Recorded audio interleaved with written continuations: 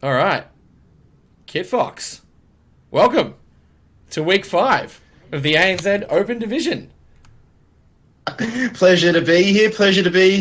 Thank you so much for having me, Winters. I'll just turn my magic computer screen light on there. Welcome, everyone. Let's get into it. It is going to be Open Division, so not quite as top of the table as the Premier Division, say, Winters, but definitely nothing to snub your nose at. These guys, a few of the teams in the Open Division are definitely contenders, and I dare I say it, should we get another season of ANZ Premier on Tuesdays and Thursday nights at Blizzard_ANZ Twitch. So a shameless plug there, but I dare say some of the teams may actually break out of the Open Division and actually get themselves up into that Premier Division's spot. So that's why I love this. It's not the bottom line; it's just the second tier. And I tell you what, I'm excited for tonight's games. I tell you what, I'm excited to have you here, Kit Fox, co-casting with me tonight. It's a lovely honour that we get the Premier League casters in to come and help us out, and I appreciate it, and I'm sure that the community out there also appreciates it, mate. So let's just have a quick squiz here. I know we've got the two teams we've got coming up first, actually, there, Kit. So the first two teams we're going to be featuring tonight, ladies and gentlemen, there will actually be 4 games on stream tonight. All of them will be a best-of-1 format, but the first two teams that you will see very, very shortly on Towers of Doom are Onyx and Eternal Adaptation. Now, you probably know the Onyx guys if you've been around HotS for, any number of days, months, years even now. These guys have actually been fostering grassroots talent from the get-go. They've been watering the seeds, and now they've actually got a team together, and it was through these guys, Winters, that through the work of Grumshot and a few others, that actually breathed a lot of life into the ANZ HOTS competitive scene. So those guys will be looking to go up against Eternal Adaptation, and I'm having a quick look at their lineup. You've got guys like Burntwater, Spazzo, Chivalry, and Hill, and I played against Burntwater last night, and I tell you what, I reckon these teams are on a pretty even tier here, so can't wait to see who comes out on top on Towers of Doom. Well, it's a tough map, and these are two tough teams that we've got here, Kid Fox. And I love how we pay homage to the guys that have come through the ranks and now excel in the community and now excel in the Premier League.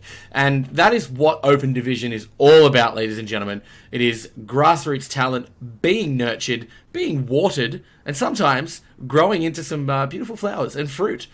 And look, with no further ado, pardon me, I'm losing my voice a little bit tonight, guys. We will kick into round 1 of the Open Division, Phase 1, Week 5. Kid Fox, let's kick it off. Cannot wait to see what these guys draft out. Now, if you know any of these guys, you know that Grumshot loves his support. He is a fantastic Lucio player, but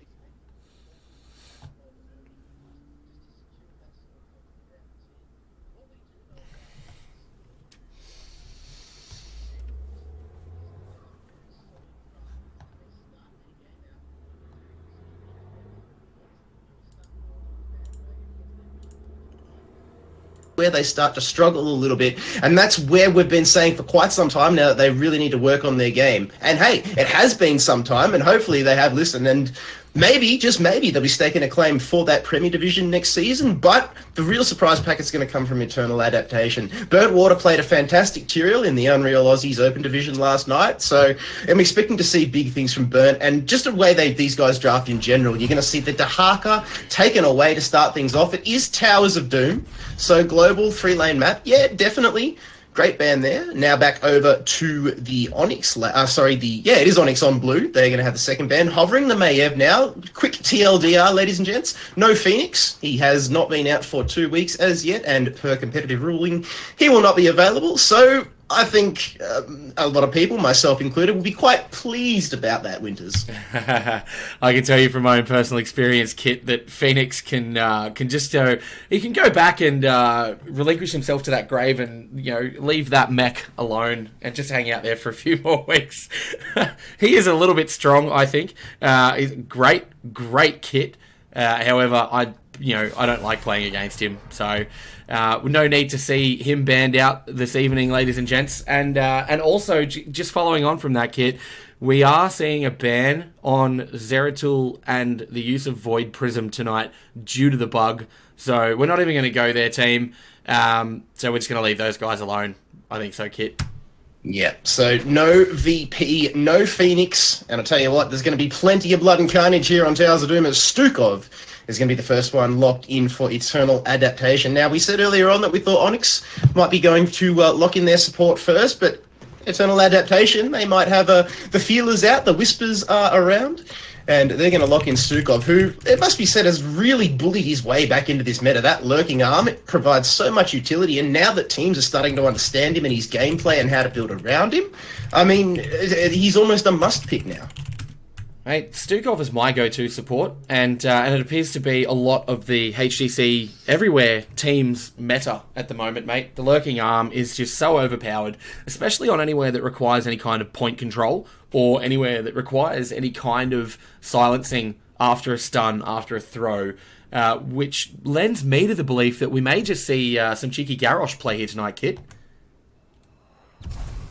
Garrosh, I mean, we've seen him picked quite a bit. I mean, the utility he provides, just the displacement in general, with that Groundbreaker Wrecking Ball combo, is monstrous. And once you get, I think it's Mortal combo, I think at level 16, he's completely deadly. But it is going to be Sonya and Greymane locked in on the side of Onyx. So that'll be Shardstorm playing the Greymane. Sonya, I'm not too sure who that'll be. But it's now back over to Eternal Adaptation. And here we go. This is why I like Open Division. Chromie, one of my original OG mages, is coming out. And it's not even going to be last pick, not even the surprise pick. They're staking their claim, putting their foot down and saying, you want to run the gauntlet? Well, we've got artillery coming down the back line. Mate, they don't have time to drop the cheeky Chromie last pick, mate. They are coming out guns blazing. And as you said, Kitfox, this is all of Open Division's love and craziness coming out in the second pick with that Chromie on Towers of Doom. Solid map choice. I mean, people channeling, you're going to stack up those sandblasts nice and quickly. You take that mounting sand talent on level 1, and you can stack them up pretty damn quick. You can, and I mean, look, I'm not actually a Mounting Sands fan. I like the Time Walker's Pursuit just because of the vision that it provides, as well as that 5% boost. I believe it stacks a little bit better. I mean, but it depends, Winters. Do you want to go for the Q pressure build, or do you want to go for the big Duncan Dragon's Breath? Are we going to see, the old hacky play, pull out the temporal loop and just, bait out the Anubarak charge left, right, and center? Hey, shout out to the man. Never forget, hacky. Never forget. Yeah, do you go for that W Dragon's Breath just blow up, or the constant poke with the Q kit? And sometimes I think it's better just go that W build myself, honestly. But look, we see the cheeky bunker dropping salvo flaming bacon maker himself, Blaze Band out second there for Onyx, and solid choice, I think, followed up by a mouth ban.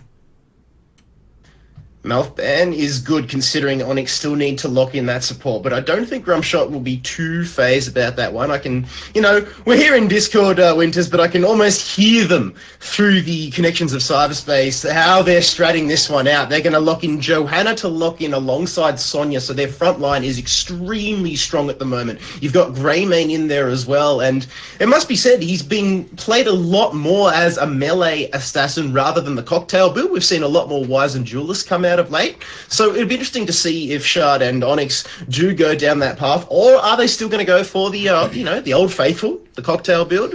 It's got the wave clear, it's got basically everything you need, but I think Wizen just might have a little bit more of the edge in today's meta. Yeah, I couldn't agree with you more on that one, buddy. And just talking to that Greymane pick there, and the Johanna, and the Li Ming, and the Sonya, I reckon we're going to see an Uther busting out for support here with that D-Shield just quietly.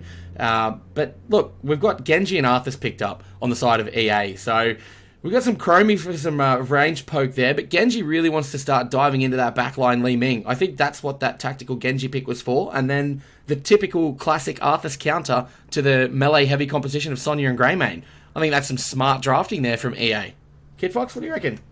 Yeah, I like it. I really like it. Arthas and Genji, because you're going to be wanting to take out that Li Ming, take out that Greymane. You're definitely not going to be wanting to go for the Johanna or Sonya if you're playing that Genji, but it's now over to Onyx. They still need a very solid support. And I say very because you've got Sonya and Johanna that are going to need, a lot of heals. They've got their own sustain in the form of, Johanna's Iron Skin and Sonya's Whirlwind sustain, but you're still going to need, do they go for the Uther? Do they go for the Lucio? Are they going to go for maybe the Lili to deal with Genji, Arthas, etc.? There it is. Boom. You called it, absolutely. There goes my Uther call.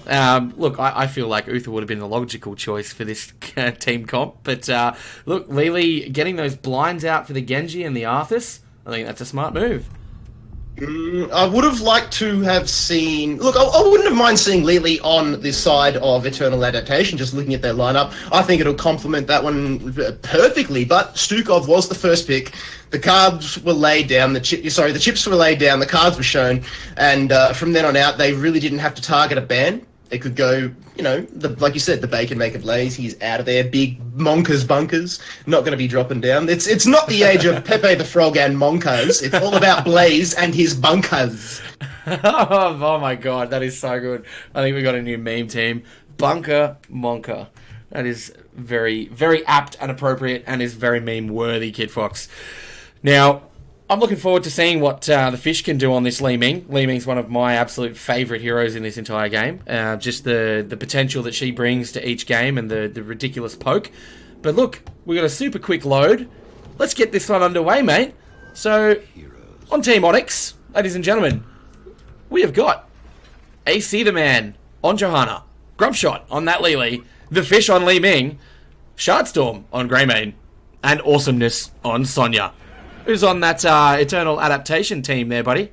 Mate, flying the flag for Eternal Adaptation. On the red side, you've got Gotcha on Chromie. Keep your eye on that man. Spazzo on Arthas. Burnt Water playing Stukov.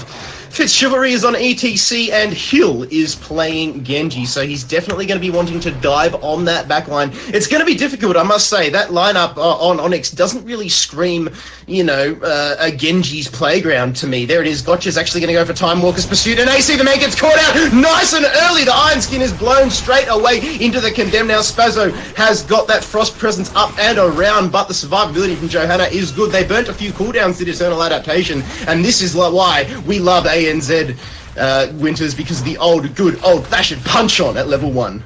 The ARAM can never be beaten, Kit, and we see our laners going and splitting off to the top there. We've got Sonya and Arthas heading up to solo, and still some of that poke coming out from Gotcha on that Chromie. That was fast and furious right there at the start, mate.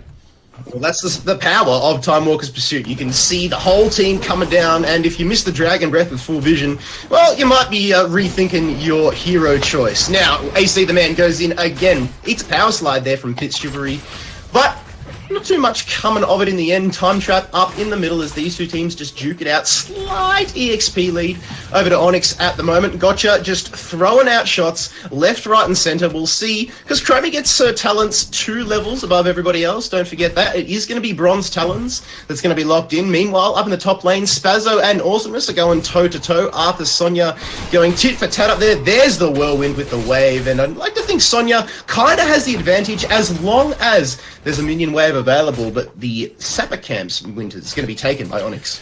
Yeah, they are, and I was thinking we might have seen a short invade there, Kit. Didn't happen, so we see Onyx take out their Sappers, and sort of Sonya retreating in that top lane as well. Eternal Adaptation answer back quickly with their own Sapper Camp down there in the bot lane. Ooh, the Fish blinks away, throws out the old Li Ming special, the number 42 combo, talking arcane orbs and missiles coming your way, but in the mid lane, Shardstorm's been caught out, Burnt Water and Hill going in for the kill, Genji secures it, and First Blood goes over to Eternal Adaptation. That was tricky, and sorry I had my attentions focused on the bot lane there and did not get to that until we saw the death of that Wolfie guy. Again, Sapper's going to be taken by Onyx. This is what I'm talking about. Their map control. They start the game nice and early. Yes, they've lost the first kill, but they're winning the macro game. They've got the top Sappers. They've got their bottom Sappers. Meanwhile, Eternal Adaptation have answered back with Sappers of their own. Already cleared, I might add. In goes the Lurking Arm. Chivalry goes in with the Power Slide combo. AC into the Condemn. Gets the punish off, but that just allows Shardstorm to jump back in. In comes Hill for some support on the Genji. Goes straight back onto Grumpshot with the blinding winds from Lili. Too strong. 2G. See you later, Genji. Hill's going to go back, reset, and the shrines are up in 10 seconds. Yeah, and we see EA with a full level lead so far on his Kit Fox, and I think that, might be due to the tactical kill they got there on the Greymane, and also their better wave clear. The Shrines are up now. It looks like there's going to be one going apiece. Meanwhile, the bottom Shrine's going to be the battlefield of choice. Oh, Grumshot! Get down, Mr. President, he says. Eats the Sandblast for fish, allowing Onyx to secure the tower shots, giving Onyx, while they still have a level disadvantage, they've got the overall core HP advantage. So they wouldn't be too bad about that. The only thing they need to be careful of here, Winters, is that massive level 10 power spike. Yeah, and when those level 10s rather come online, we are going to see a very substantial power spike coming out for both teams. Sorry about the ping on the map there, team. My bad. Mate, don't stress at all. AC the man again blowing out the Iron Skin. So it seems every single fight, Eternal Adaptation are doing a great job of blowing the cooldowns, the important cooldowns, like that unstoppable Iron Skin. Now Gotcha is just sitting on the back line, throwing out those Sandblast Dragon Breaths 4 days. The Sapper's camp, the Sapper camp is now back up for Onyx. And they're going to go back over and take that, but it'd be, well, Burnt Water and the rest of Eternal Adaptation. They want a piece. AC the man's being caught out. Gotcha collects 2 with the Sandblast, but in goes Hill. Gets Grumshot. He's taken down. Onyx are doing this with no support at all. Shardstorm is low, and this is Eternal Adaptation at their finest. They're going to get the triple kill. They're going to get the Sapper steal, and a good old shove and a level advantage down in the bot lane. Thanks for coming. Wow, that was such a solid invade there, Kid Fox. Very exciting stuff, and that power slide from the ETC really is just such a... It feels like a year-long stun sometimes. I know when I've been caught out, I hate it. Oh, we got the Lee Min kill on the bottom there. Sorry, team, I missed that one. That's all good. That was Gotcha just going toe-to-toe. The good old spellcaster brawl. And Chromie won out there. It's always funny because Lee Ming's got the blink. You'd think, yeah, I'm Lee Ming. You know, I can see these Dragon Breaths coming an absolute mile away, but unfortunately that time, Chromie gets the advantage, and this is where Onyx need to be careful. The wheels are falling off. At the moment, they've only got a flat. The last thing they want is to be up on cinder blocks. I see you've had a busted tyre once or twice, mate. Mate. Too many times as the fight is now engaging in the bot lane. Sonya gets taken down, as does the Greymane. So 2 players down now are Onyx Chivalry, and like you said, Winters, this ETC is carving up Onyx like a Thanksgiving turkey here at the moment. Sunday roast. Call it what you will, they are getting the job done, and it is that power slide face melt combo that's just allowing Gotcha on the Chromie to set up those targets, land all those hits. Currently sitting at 20 stacks of Sandblast. Dragon's Eye actually going for Temporal Loop. So I was just about to say, I have no shame that I had Hacky's Chromie guide bookmarked for a very long time, and that is vintage. And I was going to say apart from the Temporal Loop, but it's what he's known for nowadays. But he's going for the execution. And when you've got nobody to protect on that side, it's actually a good pick. I like it. You get that on Lily, that's it. That's a dead Lily. And I was just about to say there, Kit, the Sunday roast comment. It's a little bit of role reversal considering the beef is normally the roast, isn't it? But we'll move past that one. Temporal Loop on the Chromie is obviously going to cause some devastation for these low health characters as we see them pinging, looking down to come and invade on this bot tower, Kit. Everybody at level 10 on the side of Eternal Adaptation. Onyx is level 8. They do not want to take a fight here. The fish is going to get caught out. The blink is not going to be timed into the lurking arm, and that is military precision. If ever you've seen it, ladies and gents, that is how to chain your combos. Eternal Adaptation putting on an absolute masterclass for your viewing pleasure. They got the lurking arm in on top of the Temporal Loop. Fitz came in with the big ETC power slide, face melted back onto the lurking arm, and poor old Li Ming was up creek without a paddle. There was nothing she could do, and now again Eternal Adaptation are going for yet another steal. Yeah, we see the lurking arm coming down there, just really zoning out the rest of Team Onyx there, mate. Not looking terribly happy for Onyx as we've got the heroics coming online, and no real surprises there. Kid Fox, we see the Dragon Blade for Genji, the Mosh Pit coming out for ETC, and the Ghouls obviously for Arthas. And a lurking, not lurking arm, sorry, the shove talent they're coming out for Stukov.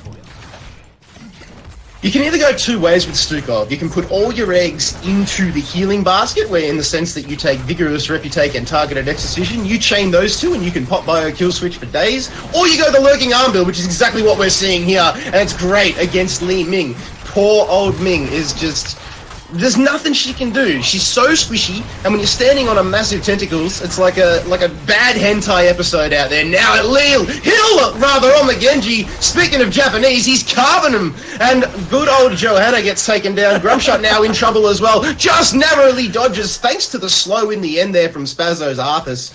But it looks like this bottom tower is going to fall. Gotcha on the front lines, just taking pot shots from downtown. Greymane, meanwhile, gets taken down by Genji down on the back lines, and this is not good for Onyx. This is not looking good for Onyx whatsoever at the moment, Kit. The tentacles are a little bit too much for the poor Li Ming, rather. No one likes to being caught out, especially in a hentai.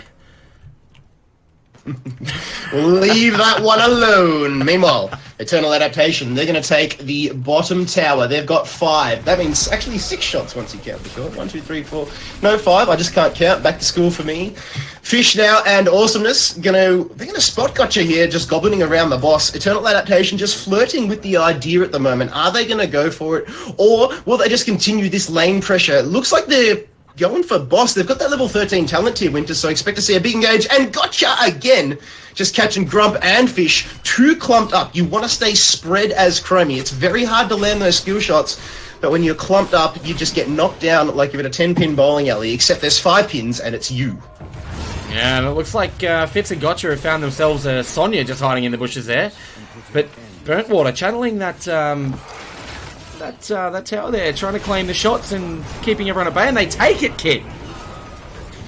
What a steal. They're going to get the other one as well. 19 HP left on the core here for Onyx, and you feel like it's just a matter of time at the moment, Winters. Eternal Adaptation are playing so well. Onyx a split. Shardstorm down in the bottom lane. He had solo tower duties, and again, have a look at Eternal Adaptation. They're going to go for another steal. Time Walker's Pursuit will reveal AC the man.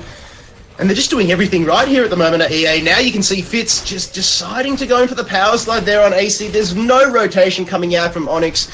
This is what I'm talking about. They've got, well, I think 3 wheels up on blocks, Winters, and it's just a matter of time from now, unless they can pull something out of the bag. Kid Fox, they are on the side of the road, and they've left their car on the M1 on the Gold Coast for a weekend, and it's getting taken to pieces.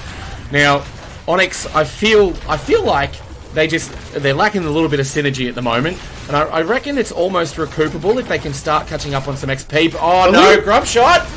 Oh, he gets caught a Dragon Blade! Good night, Grump shot! That was so filthy, you could scrub for a week and you wouldn't come off. That was huge! Huge plays. Good Blessed Shield coming out from AC on the disengage, but again, clumped up.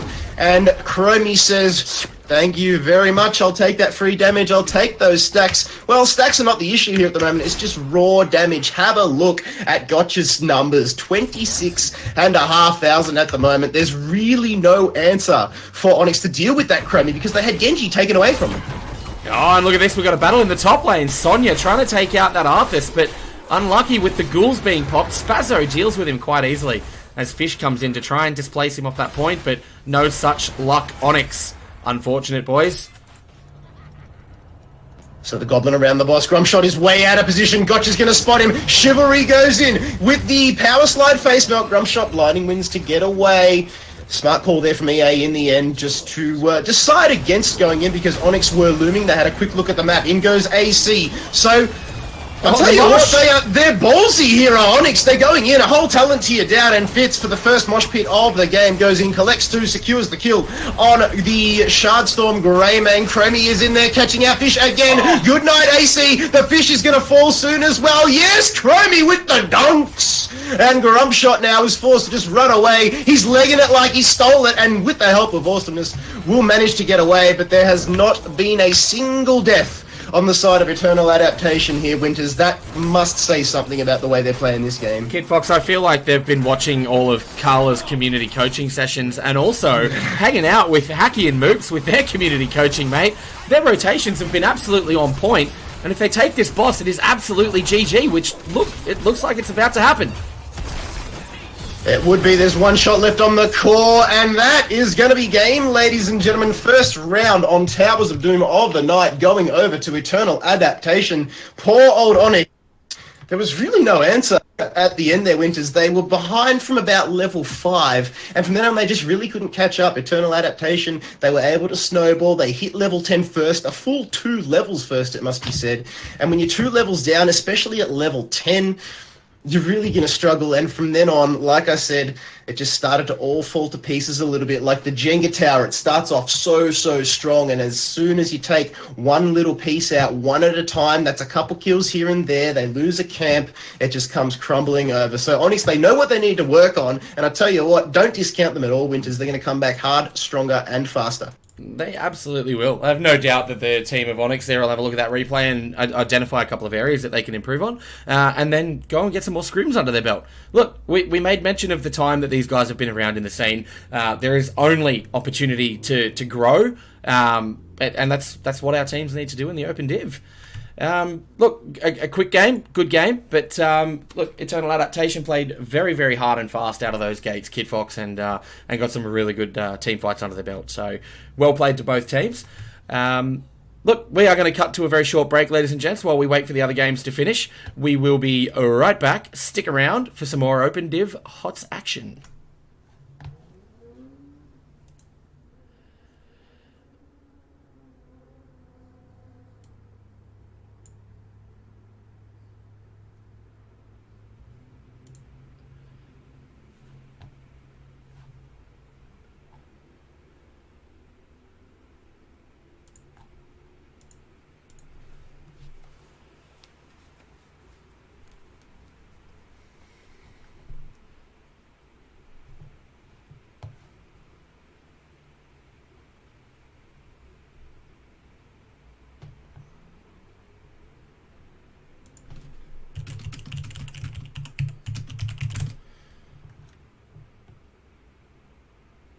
I'm quite unsure whether or not I've taken us off the air, so ladies and gents, if you can hear me, unlucky. Bear with me a second.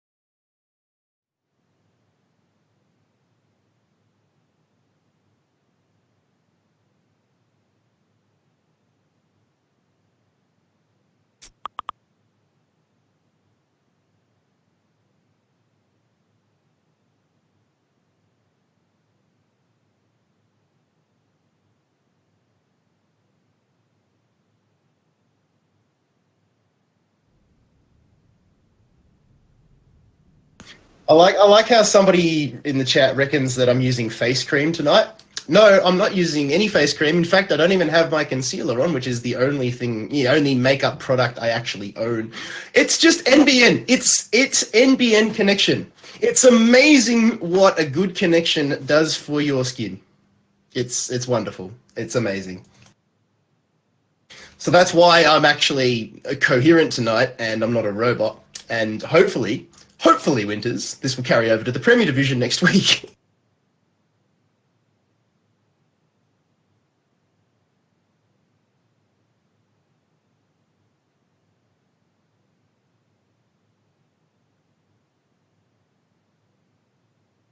Stop it. Stop it. Do we know who the teams are, Winters? I'm hungry. I'm frothing. I want me some HotS.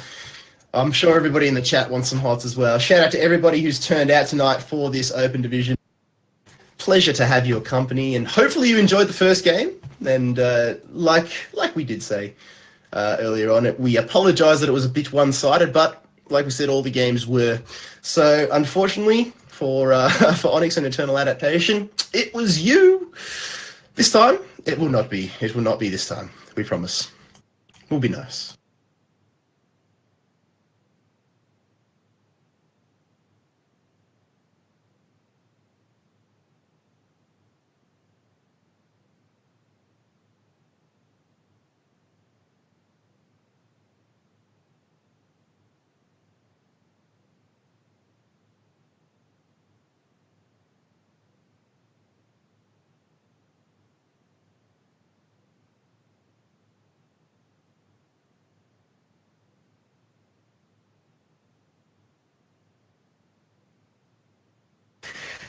This was the pre-break before the break, which precedes the main break, followed by the post-break, and then the game.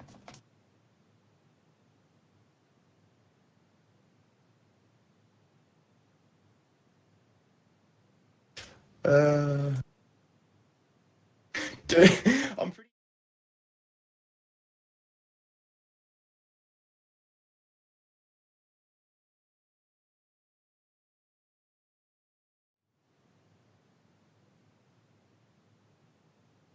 You might have.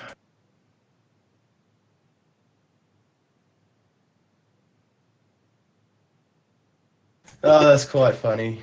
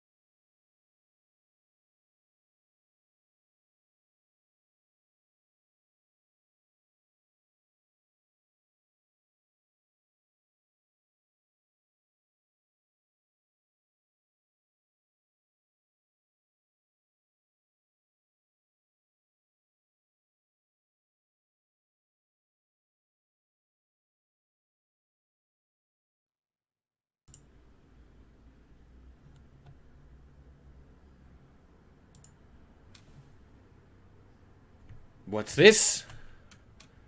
We're back. We are back, Kid Fox. Apologies there, ladies and gentlemen.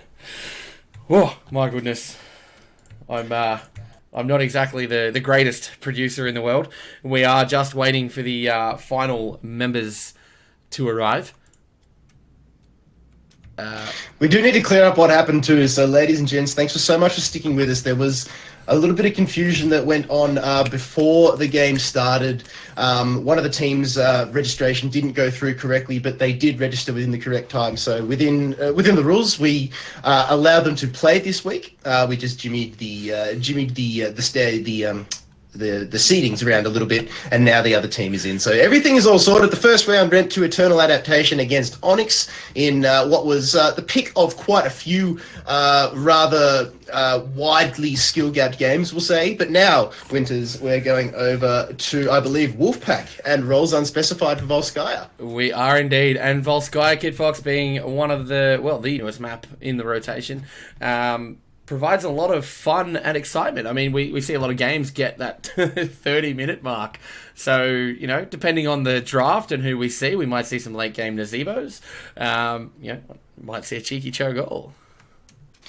Well, that's it. I mean, Volskaya has been one of those maps, Winters, where it's either you love it or you hate it. You know, it's the Collingwood of Heroes of the Storm. I mean, do you really want to play the map and throw all your eggs into the point control basket, or do you want to draft and burn down the Triglav? Now, it doesn't really matter who you've got on your team if you draft correctly and well-rounded, you know, supports, assassins, and tanks and whatnot. You need to treat that late-game Triglav like a raid boss. You need to go in there with your tanks, let them soak up the damage, get in, get out, avoid that Gatling gun, and then you'll make quick work of it. It can only shoot one or two people at a time. That Gatling gun, once it's going, it's locked. There are no other abilities coming out. The laser's easy to dodge as well, so let's see how these teams can answer that one. At level 20, it's worse than a DK, so be careful.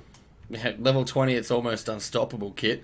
So, yeah, look, if someone's lucky enough to be able to hold that point and cap it and get a lucky pick or two, then there's no stopping that Protector once it gets past that level 20. So, ladies and gents, just seeing whether or not both teams are readied up, and we will kick off this draft. I really, really can't wait to see what Roles Unspecified come out with here. Just having a look at this juicy lineup. You've got Lorne, Liras, and Suze. Come across them quite a bit in the old HL, you know, the Plat Diamond ranks. But, I mean, these guys, like I said, I'm excited. Suze plays a fantastic grey main, so if we see him on him, expect fireworks. Having a look at the Wolfpack guys, I mean, these guys have had quite a few name changes here and there. I mean, formerly known as We Met at Bunnings once in a while, bonding over their shared love of sausage. We'll leave that one alone. So they're now going up against Rolls. They've got their work cut out for them. But this game, I think, is going to be a little bit more closer than the previous game that we saw, so buckle up. Indeed. All right, boys and girls, we are going to get this one underway. Let's kick it off as we go into the draft for Game 2. Boom, scrap, let's go! It is gonna be Rolls versus Wolfpack. Wolfpack are on blue, Rolls Unspecified on red. I'm keen. I'm just so keen. It's game number 2. This is the halfway point of the night. At the end of this one, we still have got 2 more games to go. And after that, you'll have a nap and come back here tomorrow for the Premier Division. Thursday night Premier. Cannot wait, Winters, but this one, it's all about these 2 teams. Red team's got the first ban. That's going to be Rolls Unspecified. Who do you think they will deny here? Will they go for a targeted ban, say Tanner's ETC, or something that they know for, or will it be just stock standard meta picks? I feel like we're going to see some off meta picks here. We might. I'm pretty sure we will see a targeted ban. I mean, we know Suze's a redonkadonk on that Greymane, so wouldn't be surprised to see a Greymane banned. Yeah, it really depends on what this first ban is coming out from RU. Still hovering as well, just eating up the time bank, just chunking it down. Really nobody at the moment giving too much away, not even a hover so far, Winters. So we're forced to fill for 1 whole minute while we wait for them to just chunk this clock down. There it is. It's going to be Chromie, the first one taken away. So that is interesting. That must be targeted. Yeah, so I'm not 100% sure who from... well, maybe it's just the RU guys don't want to deal with the Chromie. Simple as that. And it looks to be the same story on the side of Wolfpack. They don't want to have to deal with a Tracer. So both of those potential executing heroes. So you got that pulse bomb, you've got that temporal loop. Should you decide to spec into it, I mean, even slowing sands is really, really dangerous. But when, like we saw in that previous game, when you have Stukov and the lurking arm, you really don't need slowing sands because it's not a slow, but the silence provides a lot more utility than what you could have with that ult, and lurking arm is a basic. So there you go, and that just allowed Gotcha's Chromie to go that loop, get the execution on Leeming, on Lili. None of that is going to be happening here because Chromie's taken off the board, but two heroes that are being executed, that are able to execute, sorry, both of these teams don't want to deal with, so you can already see they're going to be playing rather defensively. Yeah, exactly. And look, leaving their picks right until the last second, and we see the Maiev coming out. Very, very interesting. So I love seeing Maiev with her ability to disrupt a lot of team fights and pull people into and out of position. And that Warden's Cage is just, it's like a ping pong table for heroes. Garrosh. There we go. Talking about displacement, here we go. #1 contender for most displaced heroes in one season. Throws people around like sausages down hallways, mate. Mate, what? Oh, just the budding sausages rolls unspecified. Yeah.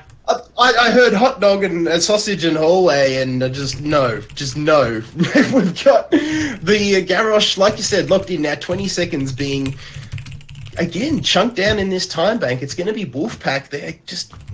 Winters, who's going to complement this Gareth? There's so much on the board. They still need the support. They still need damage. With Tracer and Chromie taken off the board, you can still... It still opens for a lot of meta picks. Blaze is another one that comes to mind for holding that bar. There it is! There it is. That is the scariest goddamn front line of Heroes of the Storm in 2018. IMO, Kid Fox. Who do you think is going to be locked in here for roles unspecified? Casting your eyes on Wolfpack's first two picks. Tychus. Who? Exactly. Exactly. Yeah. That is my first go-to here. Tychus would be a no-brainer here for roles unspecified. Or potentially a Malthael as well. I mean, we see a lot of Last Rites come out, but I mean, on this map, Tormented Souls would still be viable. I mean, especially when you've got those two big, beefy frontliners in Blaze and Garrosh. Kid Fox, just like that gorgeous little girl from the Danny Trejo ads, why not both? You could actually, and I'd be surprised if roles unspecified don't see that. They're an experienced bunch. They are a well-played bunch as a team as well, so they definitely know how to play around each other. Stukov and Tyrael now. Ooh. This just opens up the ban here, and you know, Tychus might even be taken off the board here straight away, or will we see yet another minute be chunked down? Look, if Wolfpack want to be tactical about their bans and putting those two massive frontliners in first, Tychus is the optional, the ultimate ban for them, not having to deal with that minigun. Malthael, obviously, another solid choice. Really, really effective against the Protector as well, so... Look, they haven't locked in any DPS characters as of yet. We've just got the Tyrael, so we're probably going to see a Sanct, plus that Holy Ground, so really good. Oh. The natural counter for Garrosh, Hanzo, not being picked up. And I know Liraisen on the side of Roles Unspecified actually loves playing the Hanzo, because he keeps on stealing it from me in Hero League. Yeah, I mean, if I'll be generally shocked if Tychus isn't picked here. I mean, I know it's open division Winters, but these two teams, they're good teams. They are not noobs. They know how to draft. They know how to play. I mean, they must have another game plan up their sleeve, and it must be toying with them at the moment, because do they stick to that tried, tested plan, or maybe Tychus wasn't in their plan? Maybe it's sort of like a wild card here. Do we play it? Do we let it fall through? But I feel that just by looking at this front line alone, they need more damage than what they've got. Yep. And look, that's naturally going to come. So I'm expecting to see a mage and maybe a ranged hero coming out here. Malfurion, solid ban. I mean, you know, arguably Stukov and Malfurion, two S-class healers at the moment, or supports rather. And for us to see the Malfurion band come out, that means they're going to have to go for someone with a cleanse to get out of that, the Warden's Cage or the Umbral Bind, and potentially to be able to walk out of any stuns that we see coming out of the Stukov passive later on when he bio-kill switches inside that Lurking Arm build. Virulent Reaction is a nasty talent. Oh, mate, Virulent Reaction has caught me off guard so many times, and I mean, I'm just a regular scrub in plat. But, look, they're going to need a cleanse, they're going to need an Opoo button. Can I say? I can say that. Yeah, it's an shh button. So, Rhaegar, I'm assuming, is going to come out as a healer for the team of Wolfpack. Kitfox! Yeah, I think it'll be pretty good. Earthshaker provides a fair bit of utility for the disengage as well. There it is, Winters, like an open book. It is going to be Rhaegar, and Gul'dan, one of my personal favourites. Good to see him get a bit of game time as well. He wrecks face on these points, especially if you go... Well, it doesn't matter what you go. You could either go for the Corruption build or Fell Flame build. Either one of those would be dominant here. I mean, Echoed Corruption, once that goes back and forth, you get those 40 stacks, you're going to be laughing for days. As soon as you hit your Fell Flame talent, you've got that wider spread, you've got that almost perfect distance on your Q that allows you to just choke out any sort of funneling point in and out of the point for the opposing team as well. So I like the drafting here from Wolfpack. Yeah, I agree. Gul'dan was a great pickup. Perfect to be able to try and get that fear onto a Maiev if she's jumping straight into a team fight, or even getting Tyrael away before he has that chance to drop Sanct. So, look, the Fell Flame build I think is a little bit more appropriate for maps like Braxis or potentially Battlefield of Eternity. But look, that being said, there's their percentage damage. Yep. There it is.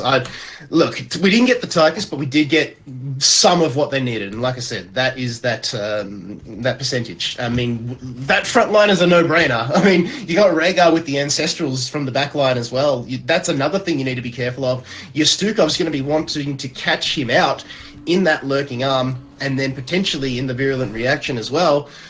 And, yeah, once Rhaegar's caught in that, Gul'dan is caught in that. It's a ballsy pick into the Stukov, the Gul'dan, but it's going to be all about positioning, as it is with every single mage in this game, Winters.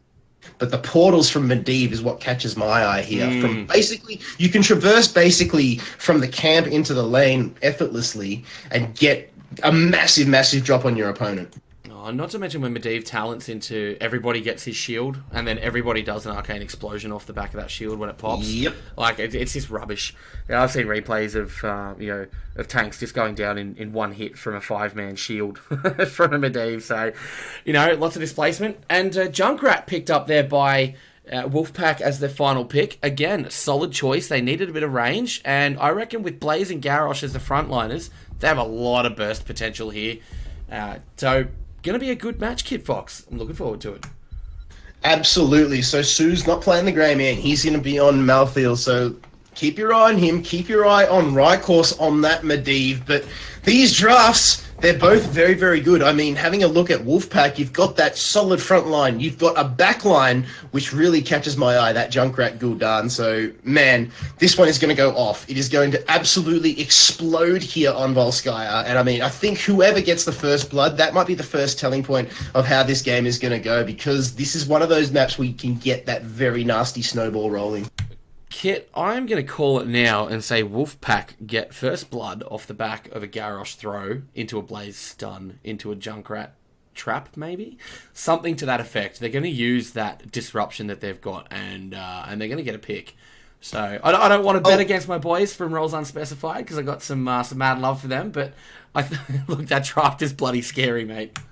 Well, I'm an ass, so I'm going to be competitive and go Roles Unspecified here with a kill off of a fantastic Vengeful Spirit Umbral Bind combo from Maiev. Just to be that dude. All right, well, let's do it, buddy guy. On the blue team, and fighting out of the blue corner, we have got Wolfpack with the Geezer on the Junkrat, Helium healing on the Rhaegar, Blaze run by Jester, All G on the Gul'dan, and Tanner with that Garrosh. Are we going for I thought we were going for a pause there, but no, let's go back over to roles unspecified. You've got Lirazan on Maev, Bob Goat on Tyrael, Rykos on Medivh, Suze on Malthael, and Lorne on Stukov. Shout out to Koality, who's got himself stuck in Spectator on this map as well. What? So, let's have a look. Hey, mate. We have seen some crazy things here in the ANZ HotS. We saw an Immortal go off the gate on off the core onto the gate on Battlefield of Eternity. Now we've got a guy stuck here in Spectator, and I think Lorne is just way too deep there, too aggressive there with the lurking arm, and I think I may have just lost $5, but no, Rykos comes and says you can put that back in your pocket because Tanner came in with the throw exactly as you called, Winters, but like we said, Medivh was there to save the day. Wow, that was close. Almost had some prestige there, ladies and gents. But no, very well taken care of there by the roles unspecified boys. Getting their boy Stukov out and safe. So we're just going to go for a split now. It's going to be 4 in the mid lane here for Wolfpack. Only Blaze down the bottom. Meanwhile, Wolfpack, roles unspecified up in the top lane. They've got Stukov and the Medivh. So it was a 2 versus 1 as Olgi comes up and joins Tanner for a little bit of a tango up there in the top lane. Roles unspecified now, looking for a rotation. Will Lirazan get the combo off? Just waiting, I think. There it is, the rotation comes across. Fan of Knives goes out into the Umbral Bind. Vengeful Spirit, but there's no follow-up at all. The combo was perfect. The communication, however, was not. Yes, and some interesting little skirmishes happening there, Kid Fox. Just wanted to have a quick look at the talents. So we do see the Echoed Corruption coming out of Gul'dan there. And we got the Neural Stim Pack for Blaze, which is an interesting choice, giving him faster cooldowns and some mana. Junkrat obviously going for the distance on his frag launcher. And Bonds of Justice for Maev. So looking for some multi-Umbral Binds there. Well, so far it hasn't been too bad. I mean, we saw the Fan of Knives the Fan of Knives and then the Umbral Bind catch 2 on the rotation. Now Lirazan turns his attention to the Siege Camp with Lorne. They've got the machine gun waiting for this point to be unlocked. Meanwhile, the Siege Camp taken by Wolfpack, and now they turn their attention to the support camp. Lorne is actually going to spot this. Oh, he sniffed on the rotation it out. Up into the top lane. Yeah, so no wool being pulled over the eyes here of roles unspecified. Lorne is on he's on the hunt here, but Wolfpack, one phone call later, the boys roll up, but Bobco with the Eldruin's Might into the lurking arm, and they get it in the end there to Wolfpack, but that was almost a massive steal coming out there from roles unspecified. Suze is being caught out there. It's a pyramid of body blocking, completely walled off, but again, Medivh with those fat portals saving the day. Wow. No first blood dropped yet, and that's a surprise given the blow-up potential of both of these teams here, mate. It's it's something else. I'm really enjoying the furious nature of this starting combat here, Kid Fox. It's pretty cool. It is. The first point is going to be unlocked and go over to the favor of Wolfpack. Like we said, they still do have they've still got the machine gun as well as that biotic meter. The biotic meter. Quality, mate, if you are in Observer, please refrain from typing in the chat. Thank you. The roles unspecified. They decide to go and engage, and here goes Wolfpack. Like, they're still holding onto that emitter. Tanner tries to throw onto Suze across the wall there. In the end, doesn't quite get over. Lirazan making use of that Bonds of Justice talent, collecting 3 there with a good Umbral Bind. Meanwhile, the point goes back over to RU. They put their machine gun down, and just for now, they've got the poke to deal with it to Wolfpack, but just for now, roles unspecified will sit pretty. Level 1 Tree Glove is not too bad, not too much of a threat to deal with. It's once we get to level 10 and onwards that you really need to start to sweat. Yeah, first trigger love of the game at 4 minutes is really not going to be bringing much value outside of maybe getting a keep wall, and a fort wall, and that can absolutely give you 10 first, and that's probably what the team from RU are looking for. Tanner again still holding onto that biotic emitter. Now it's the turn of Wolfpack to throw down a gun of their own. They've actually got 2, so only 1 goes down. Lorne again using that lurking arm, but unfortunately it now goes on that 12-second cooldown, as it does when you spec into it at level 1 Growing Infestation. Lirazan is actually going to suck up a couple here. Forces out the Unstoppable there from Tanner, and now he goes in, lands that Groundbreaker, but the Junkrat Mine displaces 3 in the end there, so Wolfpack with a great disengage, and the chuck onto Lorne. Good night, and first blood going over to Wolfpack. And, well, I was going to say first point as well, but this one's very seesaw at the moment. Great poke play from the back line from Gul'dan and Junkrat to secure that kill. It was a fast and a furious fight there, and just unfortunately for the Medivh, the talents aren't there for him to fully shield all of his allies at the moment. But look, there were some critical points there where he got that warp gate out and allowed his team to teleport back to safety, so Maiev got away. But yeah, we see Lorne going down to that Garrosh throw. So the Tree Glove now comes up and starts knocking on the door for Wolfpack. They're going to rotate up into the top lane now. Quite content just to take the towers and the gate to start things off. Get that little bit of an EXP lead. It's really all you need in the end. There's a couple towers, a gate here and there. Potentially push on to a level 1 tower, but not required. All you want is that EXP lead. And we say the level 1 doesn't really do much in terms of damage, but it does in terms of mentality and how far you can get ahead of EXP. Lyrizen just able to vengeful back over the wall there in the nick of time. Suze getting the soak on for roles unspecified in the mid lane, trying to keep up with this EXP lead that Wolfpack are slowly building up here. Yeah, and we see the damage that Protector can do, Kid Fox, in terms of an XP lead, taking out that entire top fort wall and getting rid of the well as well. So that's just, you know, opening up that potential in the top lane for Wolfpack. And we see level 10 about to come online for Wolfpack as it ticks over now. Are we going to see anything crazy coming out? Absolutely not. Oh, Gul'dan holding on to his. Maybe we'll see a Rain of Fire. It'll be interesting. I was going to say, I don't think I've seen a Rain of Fire in in competitive or even, yeah, I was going to say in Hero League. I was saying ladder play. Yeah, no, in ladder play. I've seen it in Hero League a few times, but not so much in ladder play. But I was going to say, we don't see it that often, and for a good reason. It's rubbish, especially when you compare it to Horrify and the disengage it can provide. Oh, Suze tries to get away. In comes Bobgoat with the saving base and the sanctification. Wow. On point from Bobgoat's Tyrael there. Suze was a sitting duck. And in come the boys. Well done there, are you? Great communication, great rotation. Lyrizen will just juke his way out with Vold with the Wardens. A couple shots of Echoed Corruption, and the rotation is back on again. This is where roles unspecified. They're looking for the hut, and that play alone, that save onto Suze would have just breathed a fresh breath of life into their gameplay. I feel like Suze would have just about pooped himself on that play, mate. That was some incredible timing on that sanctification. Thoroughly impressed. So the siege camp, the fortification camp is going to be secured by both of these teams. First top lane. Suze again going to get caught out. There's no Tyrael to save you this time. And Suze, with all the sustain he can muster, falls to the combined might of all G, Tanner, and Jester. CC and damage chain coming your way. And now it's going to be Wolfpack. They're going to get this biotic emitter yet again. Medivh is going to reveal this one, but not a whole lot he can do. Not going for the cheeky ley line steal. It's not a boss, and no. Let's be honest, it's a ballsy play if it comes off. It probably could have worked there, but do you really want to cost your ley line, to throw out your ley line just to get a biotic emitter?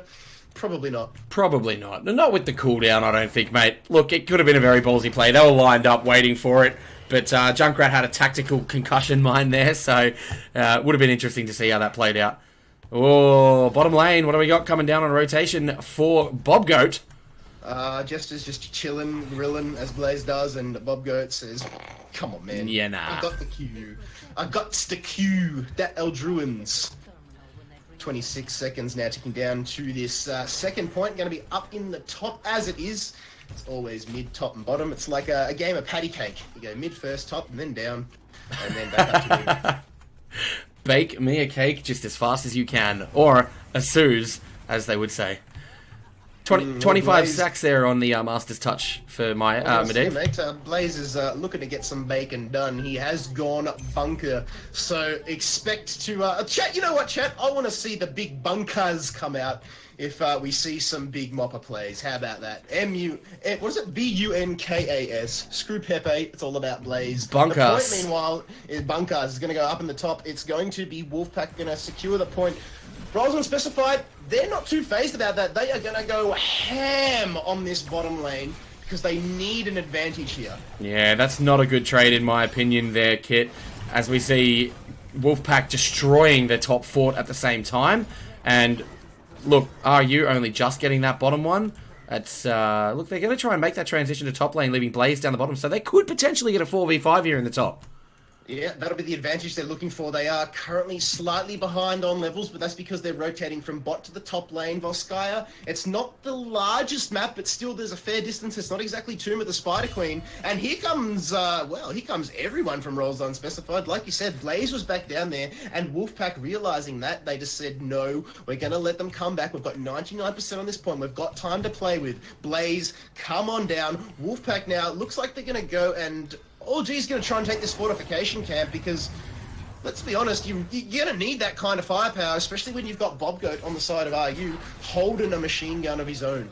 Yeah, not to mention the Sanctification preventing all the damage there for a couple of seconds for his entire team. So this could turn into a very nasty team fight, and I'm expecting to see some explosions occur very soon as we've got Wolfpack rotating up. Bobgoat almost out of position.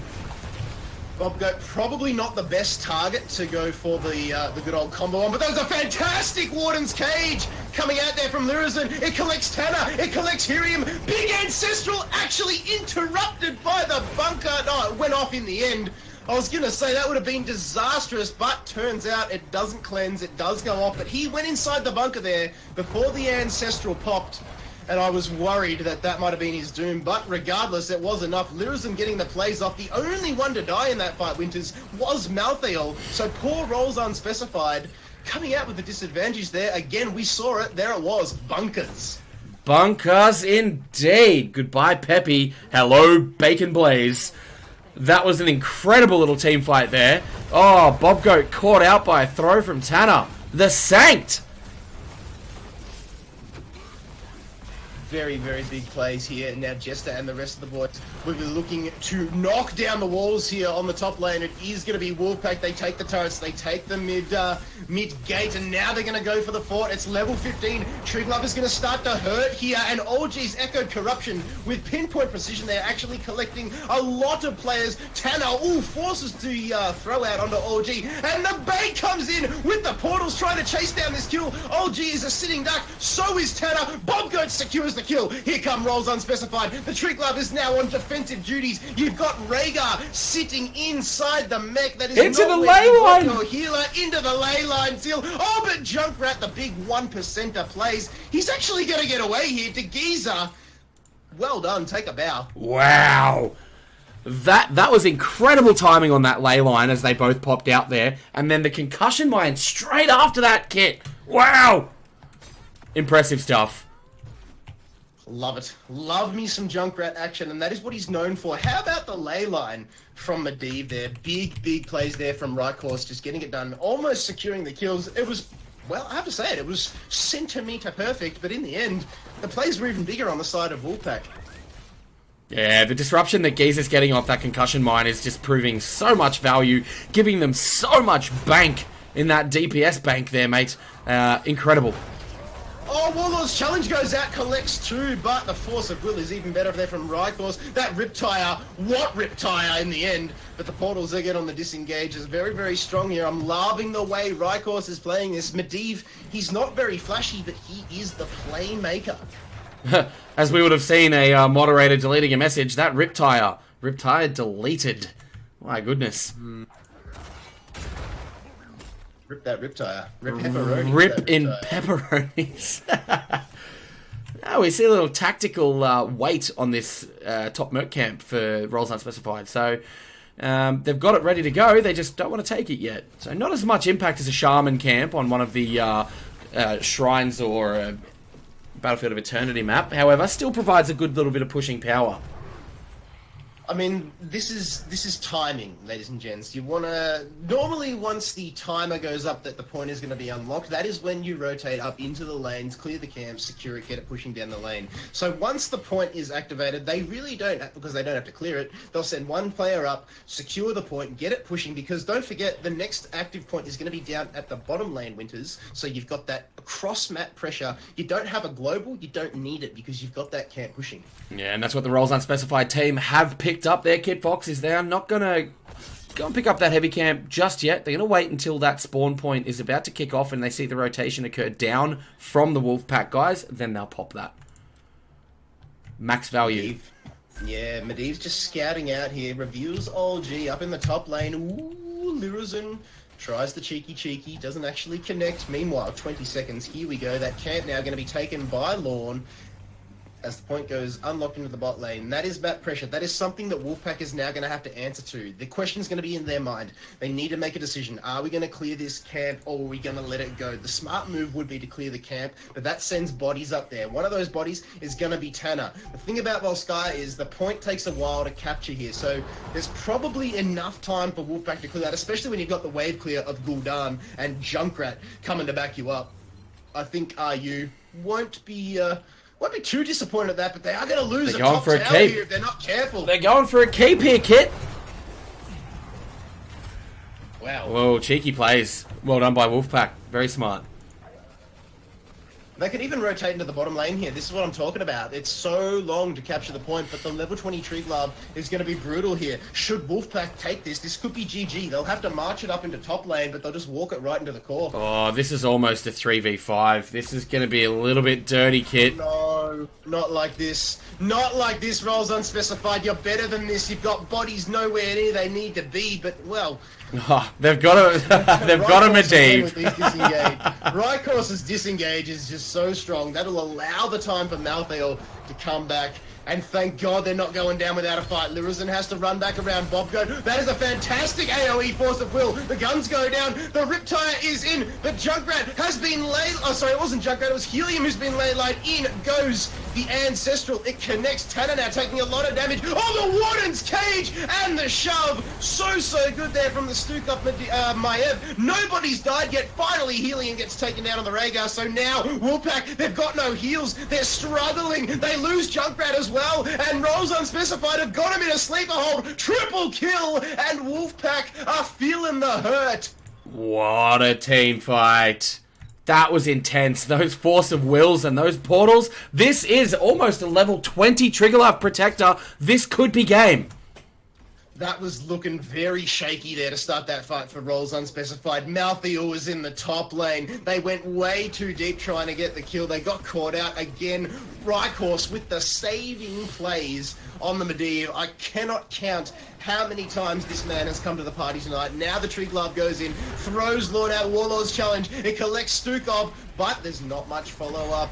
Because this, well, everyone's dead. All it is Blaze and Garrosh, Tanner and Jester, the two big beefy frontliners that we were talking about at the pre-game, Winters.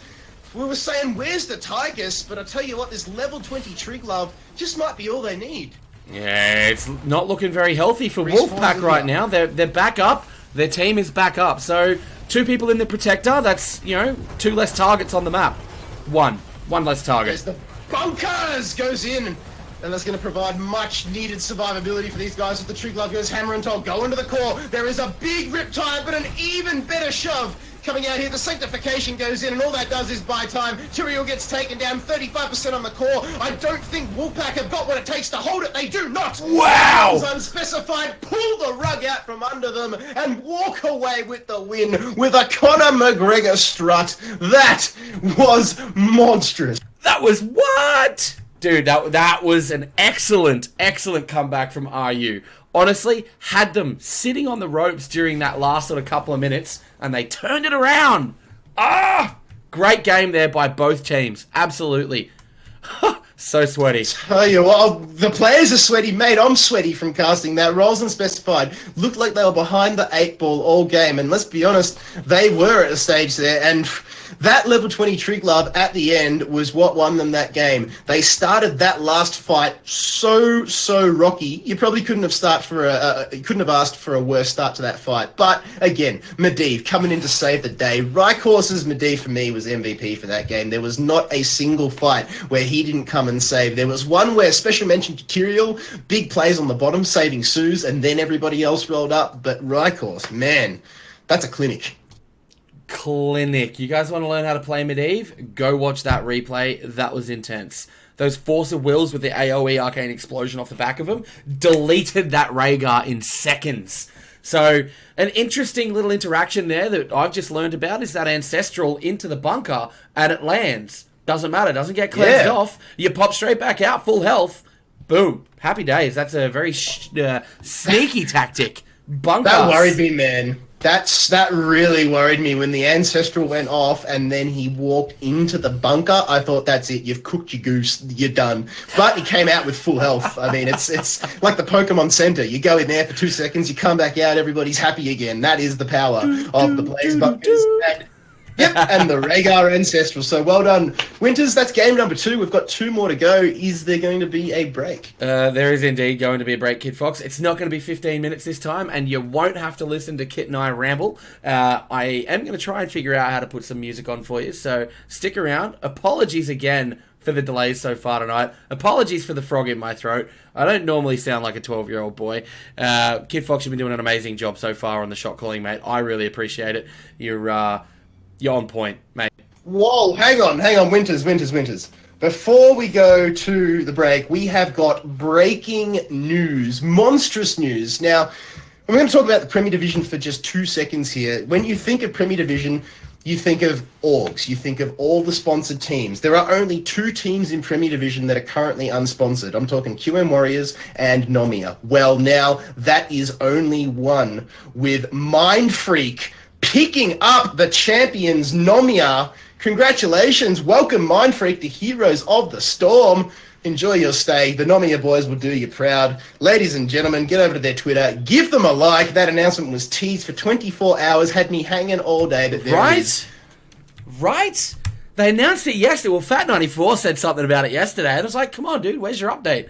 That is huge news for the international scene, especially in ANZ. So I do a lot of work with GameStar on the Gears of War stuff, and Mindfreak are a huge name in that division, right? They're over in, where are they at the moment? Las Vegas, at an international comp. So that's the level of sponsorship we're talking about there.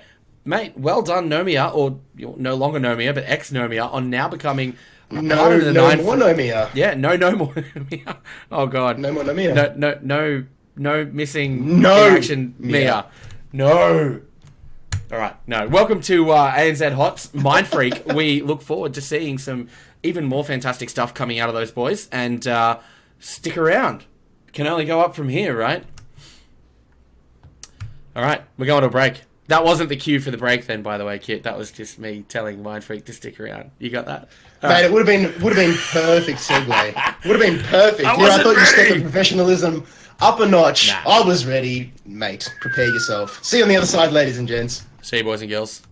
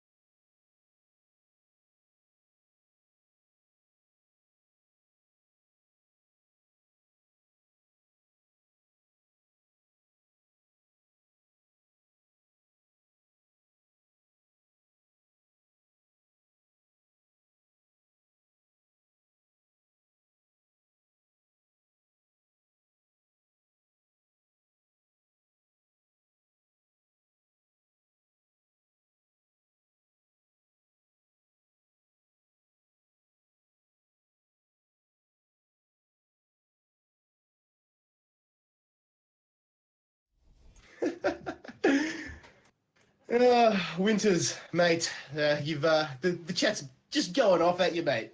You got to be muting yourself, mate. You need to let the people hear your voice. That's why they've turned out here. That's why they've come to GameStar TV. That's why they're here for the HotS Open Division, and that's what we want to see, mate. We want to see some HotS. We want to see you. We want to see that glorious beard and hearing that voice. But nah, good job, mate. You've stepped up tonight. It's your first time producing and casting.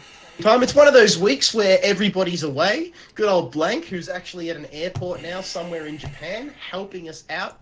So well done to him actually getting around. Evexium is actually adminning another competition at the moment, and everybody's just extremely spread here. So well done, mate. You've done very, very well. Mayev's going to be the first ban. Yeah, look, we're unmuted now, and you guys unfortunately got to miss all of our wonderful conversation about BOE and asking you guys to please be patient. So I do apologise. Yeah, I'll be a lot more prepared for next week's Open Div, and hopefully I'll have someone to do this for me. So sorry, team. Hanzo, first pick. I love that. That's an excellent pick up there. He's just got so much pressure on those Immortals kit. He does. Serrated Arrows, it fills that role of Jimmy. Serrated Arrows at 4 is dangerous. Remember when Hanzo actually had a strip shield talent as well? That was... Oh, that was gold. I love that. Yeah, that was great. It was great. I mean, I play Kel'Thuzad, and he's one of the only ones that has that strip shield now, and so in meta. But regardless, Hanzo at level 4 with that Serrated Arrows makes very short work of the PvE. So I'm talking camps, I'm talking the Immortal, I'm talking, his PvP's not so bad either. I mean, Scatter Arrow build, any build on Hanzo is completely viable, provided that you build it correctly, obviously. But Tyrael and Greymane are going to be the answer. Yeah, look, the strip shield, I mean, we still see that on Varian with that heroic throw. That does a boatload of damage to shields. But yeah, Hanzo with that on top of Serrated Arrows, I think that was at level 20 back in the day. That was just ridiculous. Ridiculous. So now who's it going to be? On the side of the Unseen, on red, going up against Ripple on blue. And it must be said, big shout-outs to Ripple, actually picking up a team that's not in the Premier Division, going for an open team and fostering that talent. So there's a couple of them, and those are the real battlers, the ones that you need to take your hats off to, Winters. I concur. And look, we see a Stukov picked up, and the instant Arthas in answer to that Greymane there, Kid Fox. That's very standard stuff. But look, it's going to be interesting to see how they play this. Are we going to see that lurking arm build, or will we see more of a weighted pustule build this time, do you think? Considering there aren't that many corridors. I mean, look, pustule is it's a rare build. I mean, I'm not a massive support player, but Stukov is my number 1 support, and pustule is... it's probably the weaker of the 3 builds that you could go for. I mean, we touched a little bit earlier on in the cast in one of the other games about how strong the pathogen build is, especially with Vigorous Reputate and Targeted Exorcism. But then you've got the Lurking Arm build, which is probably Stukov's most strongest one. Yes, you don't put out big healing numbers on screen, but the amount of kills that you're able to secure, especially if you go for Virulent Reaction, is strong. So Pustule, I'm going to say no on this one. We'd more likely see the Lurking Arm over that, but hey, it's open division. Stranger things have happened. We've seen a Cho'Gall come out. I want to see Cho'Gall again. No, you know what? I want to see TLV, but probably not on a 2-lane map. It's not going to happen. I wonder if we will see a specialist coming along here. We see the Tracer ban. So we know the boys on the Unseen do not want to deal with Tracer, especially with Hanzo in the backline and Stukov also sitting in the backline there, Kit Fox. I'm glad to see the Malthael ban. I mean, Hanzo is bad enough to deal with. Can you imagine Hanzo and Malthael? Yeah, it's that would be a lot to deal with. But look, I wonder what Ripple's going to pick up here. I'm feeling like they're going to have to lock in Malfurion as a healer. But what else are we going to see? I reckon we're going to see another potential main tank coming out here. Potentially an ETC kit.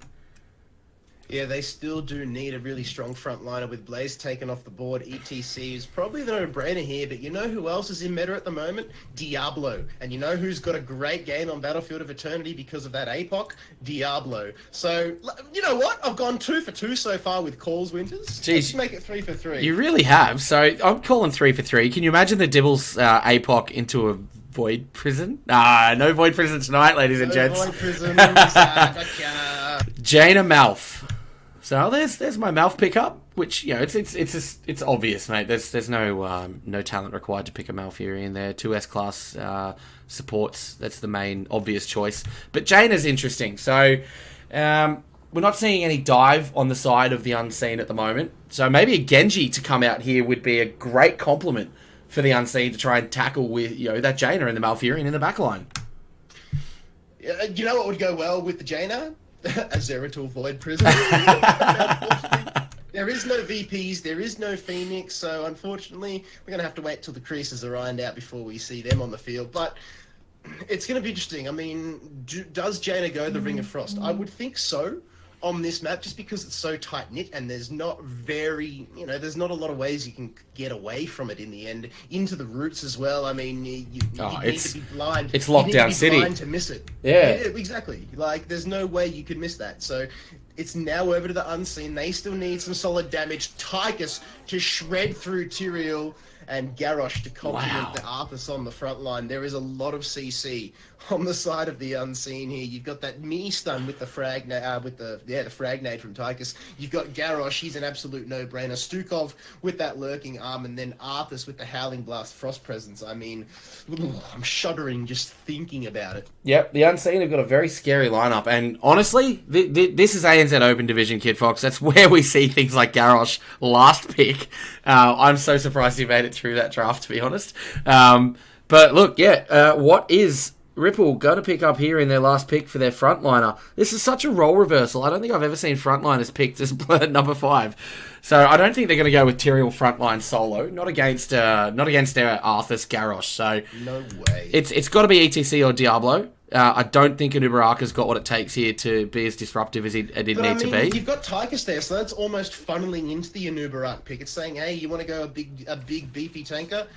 Well, they're going to run the gauntlet. Diablo is going to be locked in, so Winters 3 for 3, cough up.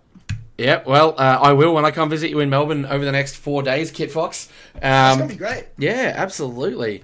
Got a wedding to go see down there. But more importantly, we have game number 3 tonight of the ANZ Open Division, ladies and gentlemen. Apologies for the muting. Oh, we're going to see Dreadlord Jaina. I love that skin. She's so hot. We're going to see some interesting plays on this BOE map here, buddy. I'm looking forward to it.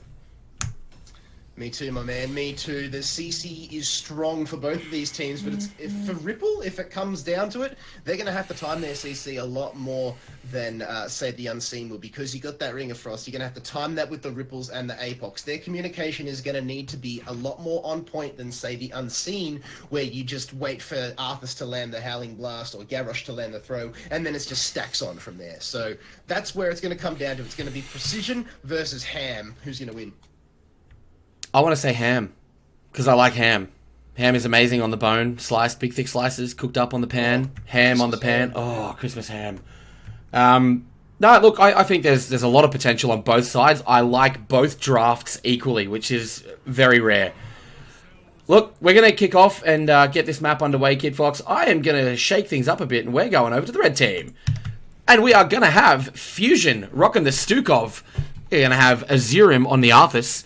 Invincible, the ever-elusive mount from the Lich King himself on the Hanzo. Obsidian on the Tychus. Atramentus on the Garrosh. That was a World of Warcraft reference, by the way, boys and girls.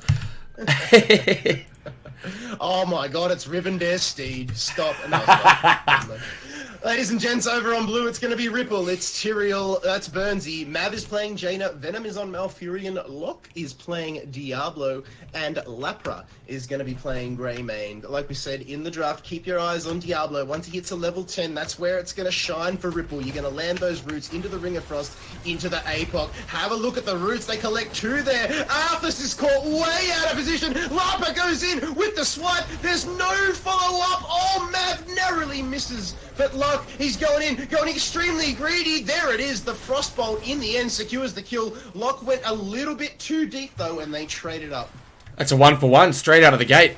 And look, no value going to be had there by either team, losing both tanks instantly. So I would say that Ripple are probably going to be on the back foot here from Diablo not having those stacks early on. Look, it's not too bad early on in the game. I mean, once that first Immortal comes up, that's kind of where you want Diablo to be sitting at least semi-pretty with your stacks, and I think you'll be able to do that quite efficiently. Mav just gets away there with a proc Moonfire and Root combo from Venom, so doing his job. Venom on the support, saving the day. Love me the Druid of the Emerald Malfurion skin. So good. I love the skin. He looks so pretty. Looks like you just want to jump on and mount him in World of Warcraft. You need to stop playing Warcraft. I know, I really do. Lock now going in from behind. Invincible now. He's well in a bad position as I'm not even going to try to pronounce that, as Garrosh throws him in. Obsidian was a little bit too deep there for a Tychus's liking, and scoots on back away. The EXP lead very slightly in favor of Ripple Esports here at the moment. The camps have spawned. We're eking closer and closer to our first Immortal. Once level 4, well, not even waiting for level 4, Invincible is going to get to work down on the Khazra camps down at the bottom. But Ripple, they will actually notice the Hanzo gone missing, and you'd think, where's he going to go? Straight down. He's going down to Khazra Town, and Locke is going to sniff that one out. But look, it's going to be a little bit of a cheeky 4v4 here. Loke goes in. And in goes that lurking arm. 3 for 3 Stukov tonight, finding straight up value. Sonic Arrow finds, well, I was going to say Mab, but he narrowly dodged it. Garrosh now gets the kill. Well done with the help of Hanzo. Oh, the double down as well. And poor Ripple, they haven't started off very well. They've lost 2 quick kills in that engage, and the Unseen take the advantage. They get the kills. They'll take the Khazra camps, get a little bit of a push going down on the bot lane, and an EXP lead to boot. Oh no, that was so close. Wow. Wow. Look, I've been flipped over a wall. It's not a good feeling. No, it's the worst. You try and struggle against that gate, and you just cannot get past it, Kitfox. Well, he wasn't as out of position as Arthas to start things off in that first one. Now, oh, well, speaking of out of position, he is again. This is Garrosh we're talking about. He gets caught, but he has the unstoppable, just gets away. Indomitable, rather. Indomitable comes out. Yeah, Indomitable. And just turning their attention again to the race, and have a look at how fast the Unseen are chunking this Immortal down already. Halfway there. Yeah, that Hanzo build going straight into serrated arrows does ridiculous damage. Oh, yes. Very big Mondo Mammoth. Mega damage coming out here, and again, Ripple, they really need to make the call to defend here. The Unseen are just going hammer and tong at the moment. They've got their 2 tanks in the top and bottom lanes respectively, allowing their DPS to do the damage to the Immortal. So that is not only the way that you get an not only the way that you race down the Immortal, but that's how you get the EXP lead at the same time. And you can see that ticking over for level 6 for the Unseen, as Ripple struggle to keep the Hanzo away, with Loke on the Diablo really trying to get into Invincible there, but being unable to do much at all. So now Greymane is actually going solo on the Immortal for the side of Ripple, but I think the poke is going to be strong enough from Invincible and the rest of the Unseen. They're just holding off here at the moment. Locke has been caught out of position. Oh, narrowly avoids the Groundbreaker. But the Immortal going to go over to the Unseen rather comfortably in the end there. Burnsy just sits there and sucks up those health globs. Level 6 apiece, but 7 is going to be hit by Unseen first with 1 or 2 more waves. Yeah, so this is interesting. I was thinking maybe the Unseen were going to split all the way down the bottom, but they don't. Obsidian gets caught out and destroyed Kitfox. Pinpoint precision there with the roots from Venom. Tip your Fedora, son. That's how you land them as Malfurion. Hasn't actually picked up his level 4 talent as yet. Still holding off on that one, Winters, which is interesting. He needs to spec into that one very soon. Meanwhile, level 7 has been hit by the Unseen Tychus, the only one holding his talent at the moment. He has gone for In the Rhythm as well, so taking advantage rather of the melee frontline heavy lineup coming out from a Ripple. Meanwhile, see you later Garrosh going too deep, and he gets taken down. So that just might allow Ripple back into this game just a little bit. Yeah, it's interesting that Garrosh allowed himself to get caught out just there. It's opened up a little bit more of a top-line defense here for Team Ripple, getting that Khazra camp. And, yeah, look, that's 2 early deaths to the Garrosh. Maybe he's just really... I don't know, the Loke is kind of throwing him around like a little Girl Scout. It's kind of scary. Now the camp, the Shaman camp, probably the strongest camp in the game, is going to be taken by the Unseen. Albeit a little late, but regardless, better late than never. Some would say questionable timing, but hey, it's a camp, it's pushing down the lane, and it's pressure that your opponent has to deal with. Regardless, they can take the bottom camp. Should they decide to go for timing with the Immortal, that's still available on the board. So the poke game now is where it's going to come down to the Shamans versus the Kazuras in the top as well. And I was Atro just going a little bit too aggressive there on the Garrosh. And he runs into a Lock now, gets flipped over again, and Lock now needs to get away all of a sudden. Have a look at the damage coming out. The cleanse is not going to be enough. And, well, Stukov secures the kill there with the lurking arm. How about the slow? Oh, so good. The slow and the minigun coming out there. Obsidian just tore through Diablo's health pool. That was insane play. And Atramentus caught again.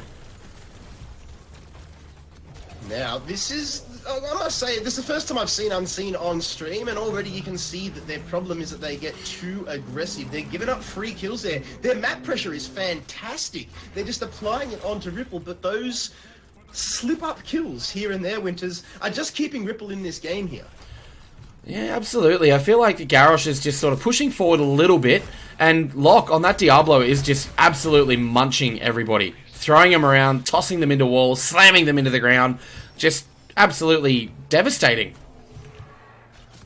So Fusion just waiting to get himself into a good position to buy the time he needs to land that lurking arm in a very solid choke point. Now, oh no, Atramentus has been well caught out there on top of the Diablo. There's the APOC we're talking about. Oh, it collects two. Well done. Garrosh gets taken down. That is the power of the Diablo combo. The Ring of Frost was there to start things off. Now Fusion forced to run away. Burnsy is in a world of hurt here. Azurum dealing the chunks, as is the rest of the Unseen. So poor Burnsy, way out of position there on material. Lock now just gets caught there by the Shadow Charge. Great Howling Blast from Arthas on the disengage, but this Immortal still only at about 50% HP. Invincible goes up to Sippy, gets himself some mana, but before we get the reset off, Stukov's going to spread those aids, pop the kill switch, top his team back up, and back in they go.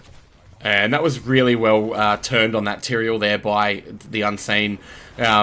Tychus coming in from that back end, and that, again, that lurking arm just devastating with the slows and the silences and the everything and the tentacles.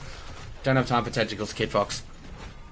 Not today. We've had enough of that. We've seen it game 1, game 2, and must be some weebs in the chat. It's game number 3, and Stukov still laying down those tentacles, securing the Immortal for his team. In fact, this is almost a full health Immortal, and we've just hit level 11 here. This is going to be nasty. It's going to be dangerous here on the side of Ripple. They need to defend hard. Oh, it's a 4v5 in this bot lane at the moment, Kit, with Tyrael up top trying to soak some extra XP. I don't know what he's doing up there, mate, because this is going to need to be defended. A full shield Immortal at level 11. Oh, we see Odin popped. They really want this push.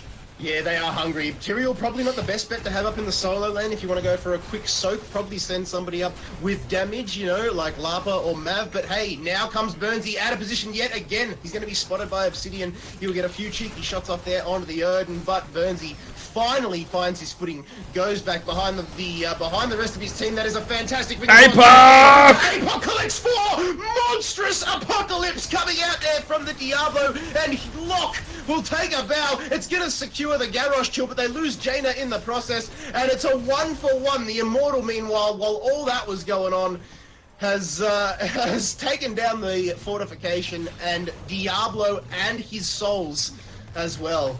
Well, he's back with a 3-second respawn timer there, Kid Fox, but wow, APOC, 4-man APOC. Unfortunately, not enough follow-up damage on the back of that to really turn the tide of battle for Ripple. Let me just check my wallet and pull out the business card for Skimmy, because actually I don't need it, because that was so damn clean. We don't need no carpet steam cleaned here, ladies and gentlemen. Have a look at the way Unseen are playing that one. Sorry, the way that Ripple played that fight. Yes, the Unseen have got themselves the advantage, but that's because they had the Immortal there. Unseen are giving up kills here and there. Yes, it's Garros. Yes, he needs to be on that front line. He's actually going to spot the Kazuma camps being taken here and calls the boys. Here come the Unseen for a steal. Oh, nah, too late. Atramentus, no dice. But he gets the groundbreaker there on the Tyrael. Oh, the taunt. That's a dead Tyrael, my man. That is a dead Mecha Tyrael. Yeah, unfortunately, he has been taken out. Not having the best of games, but hey, neither is Garrosh. He's at 5 deaths, but he's got 7 playmaking kills, which are big kills. Impactful kills, it must be said. So the Unseen, they won't be two-faced. They lost the steal on that camp. They had the damage up there to clear it up, and they've got the advantage in terms of in terms of levels here, as they turn their attention over to their Shaman camp. That Immortal will be coming up again pretty shortly, Winters, and dare I say, Ripple, like we talked about during the draft, the CC chain needs to be timed to precision, but when it does, man, it looks crisp. Oh, it just looks so clean, and you feel stunned for days until you finally die, especially when you're a Malfurion. So, Kit, look at this. We got a little bit of tactical waiting happening there for that heavy Shaman camp, which I really enjoy seeing. It's going to add that extra pressure away from Ripple being able to touch their Immortal, and so far, they've barely scratched the surface of either of those two Immortals. Yep, great Bitcoin traders they are, just hodling their camp. Now, the Shadow Charge actually goes in there. It collected Atramanus on the Garrosh, but there was no follow-up at all. Now, Ripple, they're not even making the call to DPS here. They're going straight for the defense. Well, they have to, because you've got Obsidian, you've got you've got the Tychus, the Hanzo, and the Stukov all going hammer and tong here, but they don't even need to fight this. The Unseen can just pick with this Hanzo. There's the APOC goes in. Doesn't collect anybody this time. In fact, it does. It collects Obsidian, but he was way away from that fight. Ring of Frost collects 3. They need to secure kills. They trade it up. It's 1 for 1. Both losing their frontline tanks. Burnsy throws down the Sanctification. It was enough, but no, it wasn't, because they lose Lapa on the Greymat, and they're going to lose Mav on the Jaina as well. And the Unseen, they've got Ripple up against the ropes, and they're just throwing body shots, Winters. They are absolutely on fire here at the moment, Kit Fox. Unseen are looking so clean with their team fights. Everyone dodging out of the way of that APOC that could have really turned the tide of that battle. The Ring of Frost, again, on top of that, just was not as impactful as it needed to be. Unfortunately, we see Ripple up against some very strong opposition right now, with Invincible on that Hanzo just tearing these Immortals to pieces.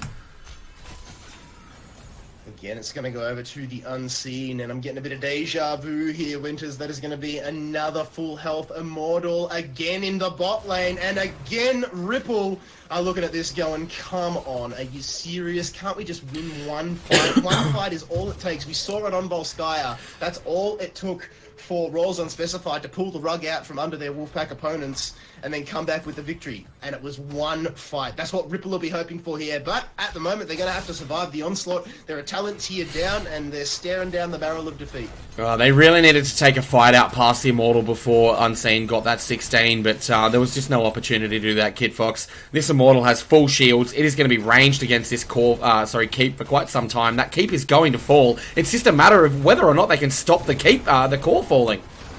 Oh, the APOC goes in. It collects 3, but they lose Tyrael again. Poor old Burnsy's the first one to die, but gets a good explosion off there, collecting everyone. But how about Stukov and this bio kill switch healing, just spreading that healing pathogen around, clutch heals for days, and Locke, the man who was doing the flipping, gets flipped himself. I'm not even going to say, the chef has become the pancake.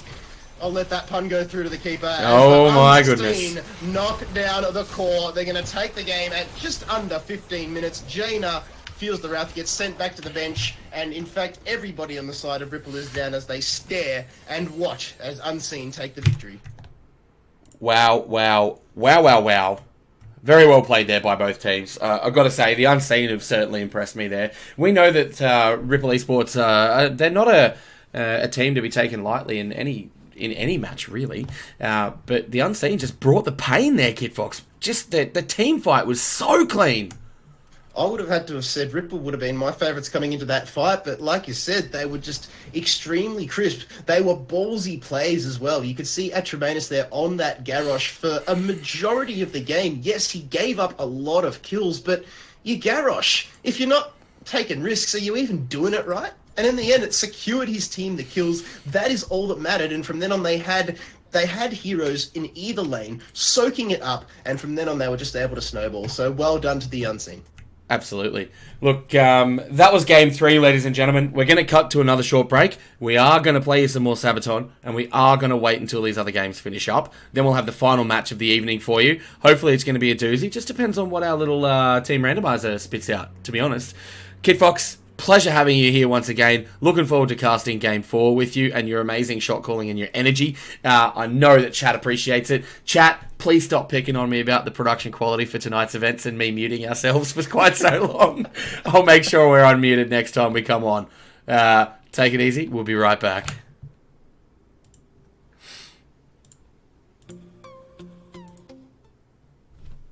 Wait.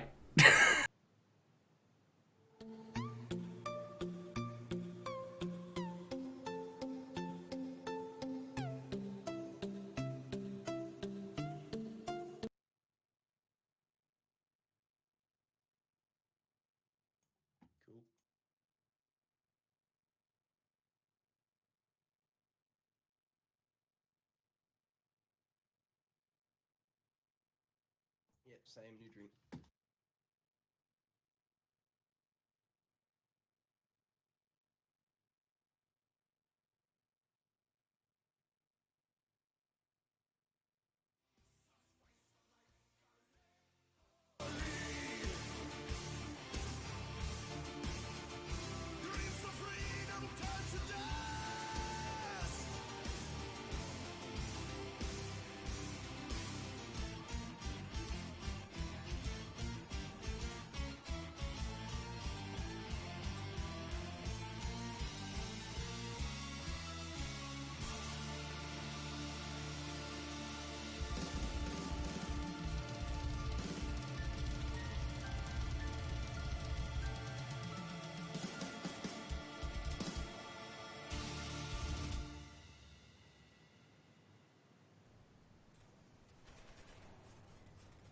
There are roads which must not be followed, armies which must not be attacked, towns which must not be besieged, positions which must not be contested. Through the gates of hell, as we make our way to heaven through the Nazi lines.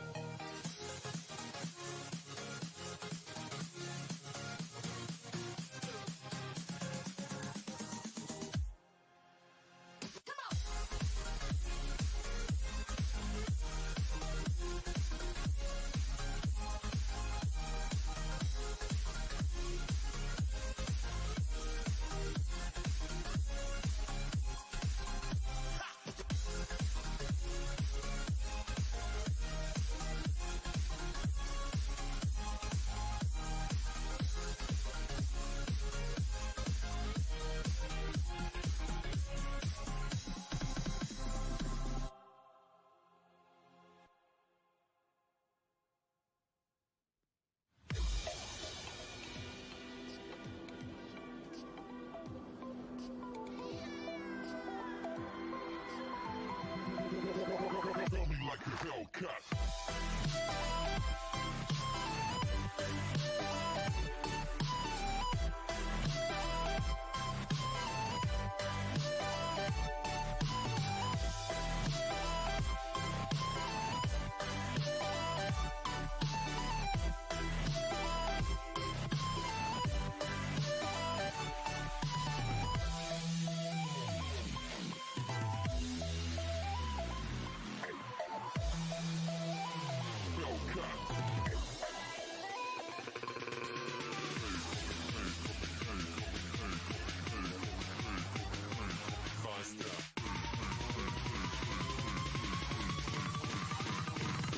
a Hellcat.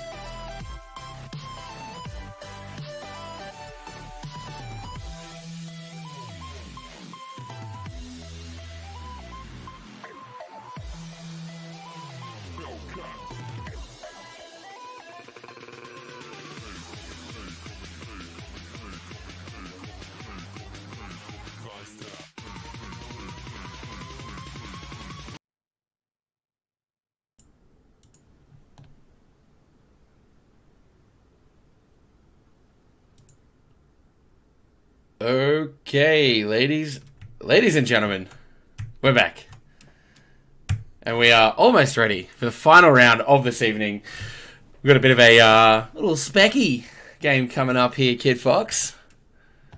Let me just make sure that we're all completely unmuted this time. Yep. No, we're good. We're good.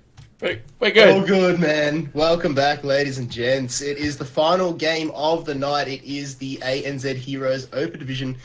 My name is Kit Fox, joined here by Winters, my man. We're going to have Pleb to Pro going up against Roles Unspecified on the stream now. So this one's going to be an absolute corker.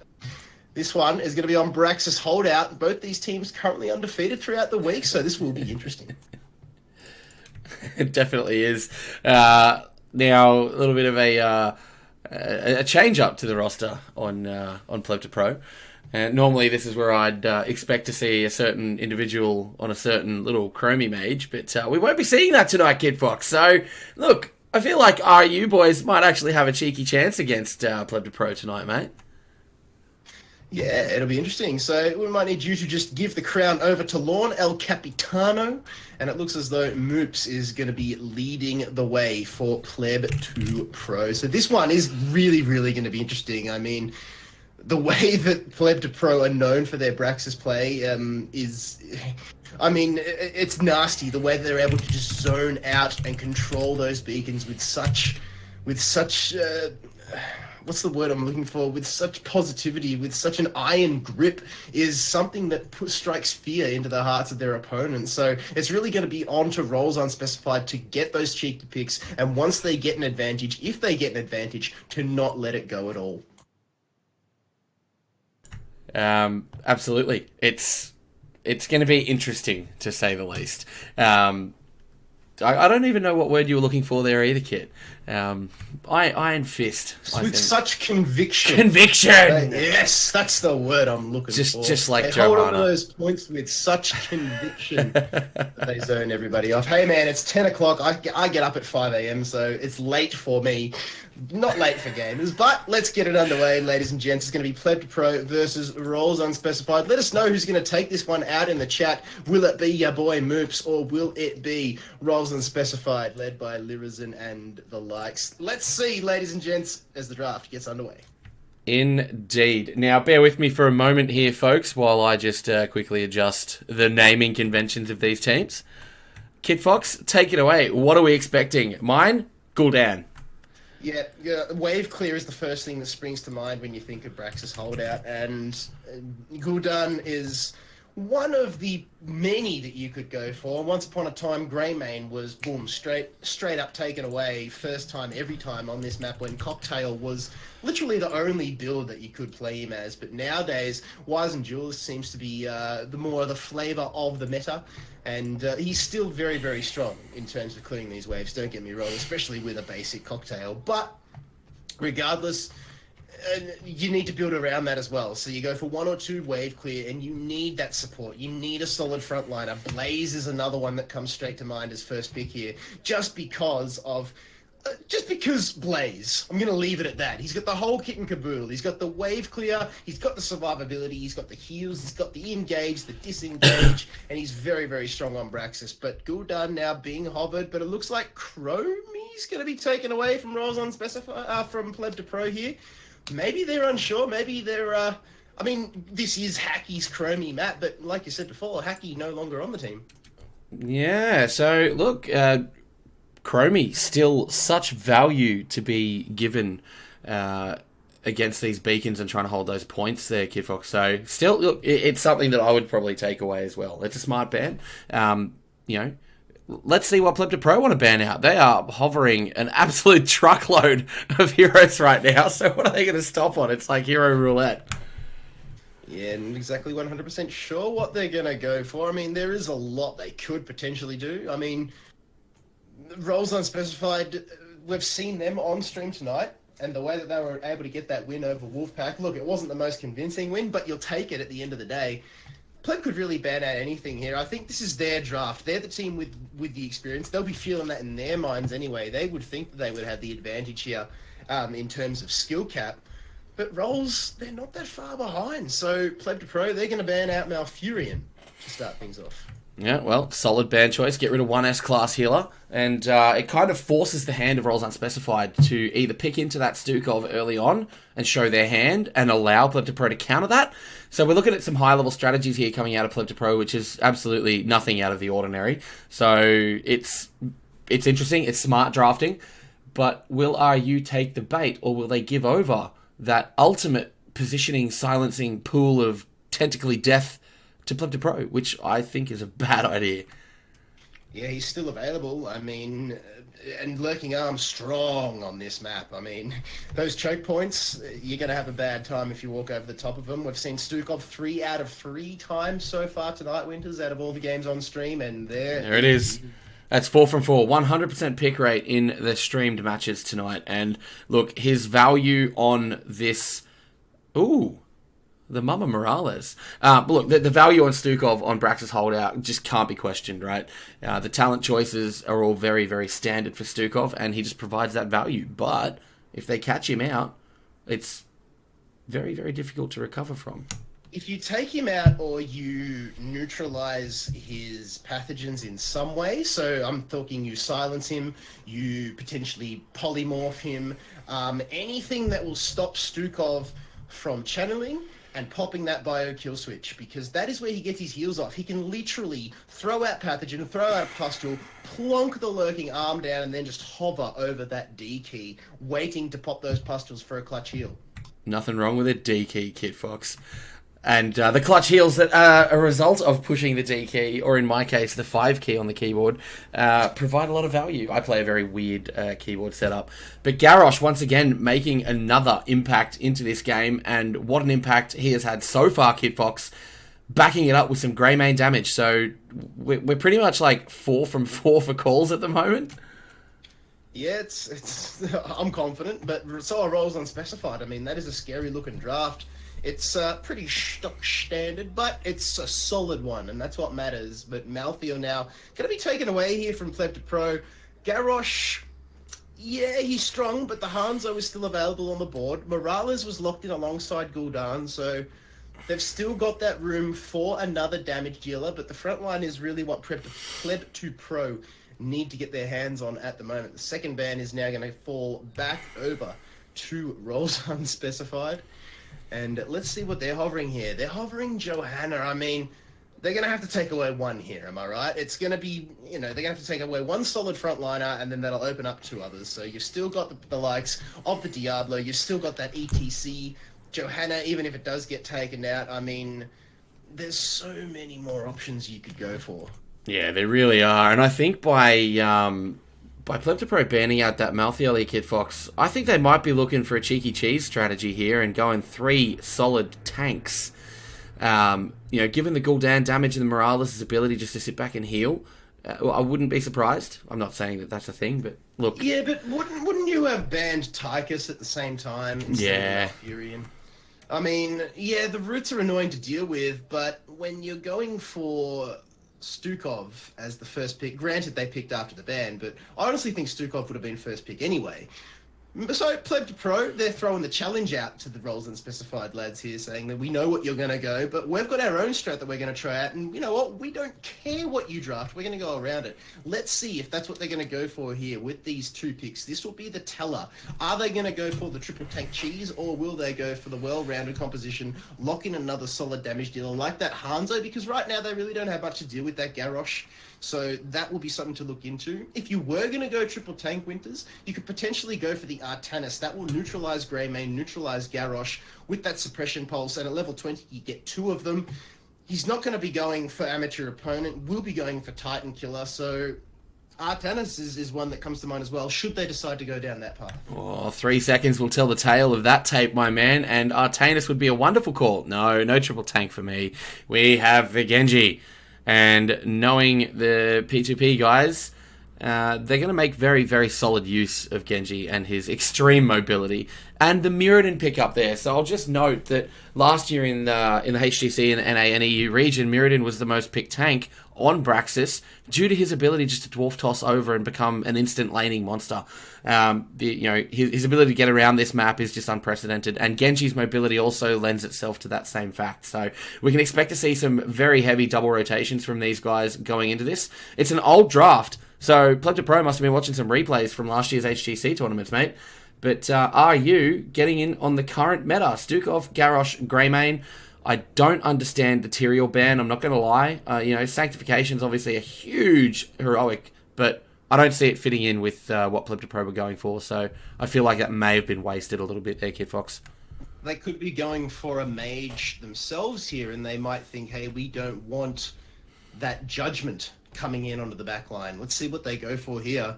There it is. Kael'thas going to be locked in. Yeah, and the Sonya to complement it. Not my personal favourite KT, but I'll allow it.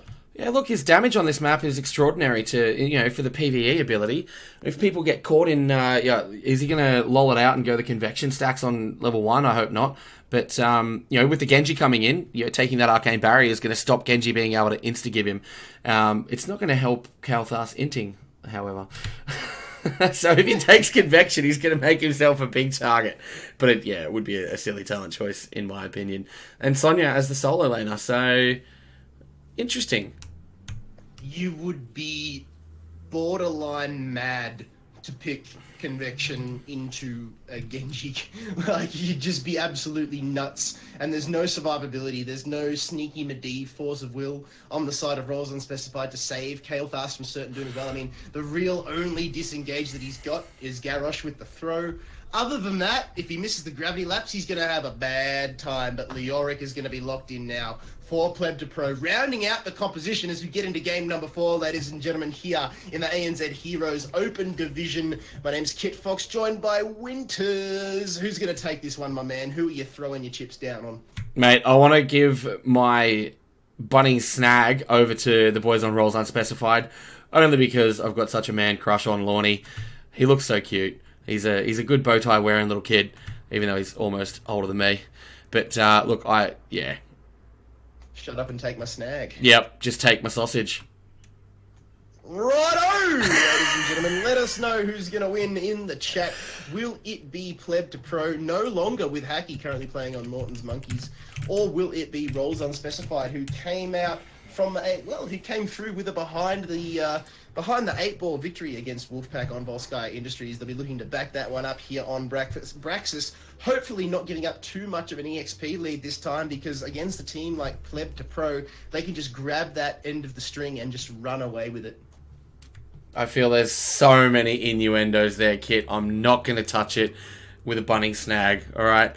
I want to see some really good rotations, and I want to see some ganks. Oh, look at these little border portraits they've got there. All of the Carbot animations. I love that. Lovely. Lovely stuff.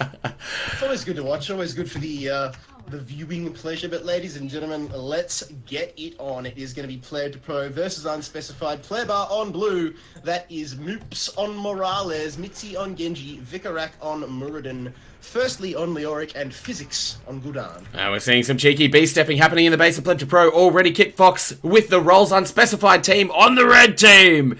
And we've got Lorizon on the grey main, who's currently trying to walk out the gate. We've got Lorny rocking that Stukov. We've got Bob Goat on the Garrosh, Rykors on the Kalefass, and Suze up the top on the Sonya. Good to see you get that through that one relatively unscathed. They were confusing me, man. They were so jumbled up against that gate just then. I was a little scared.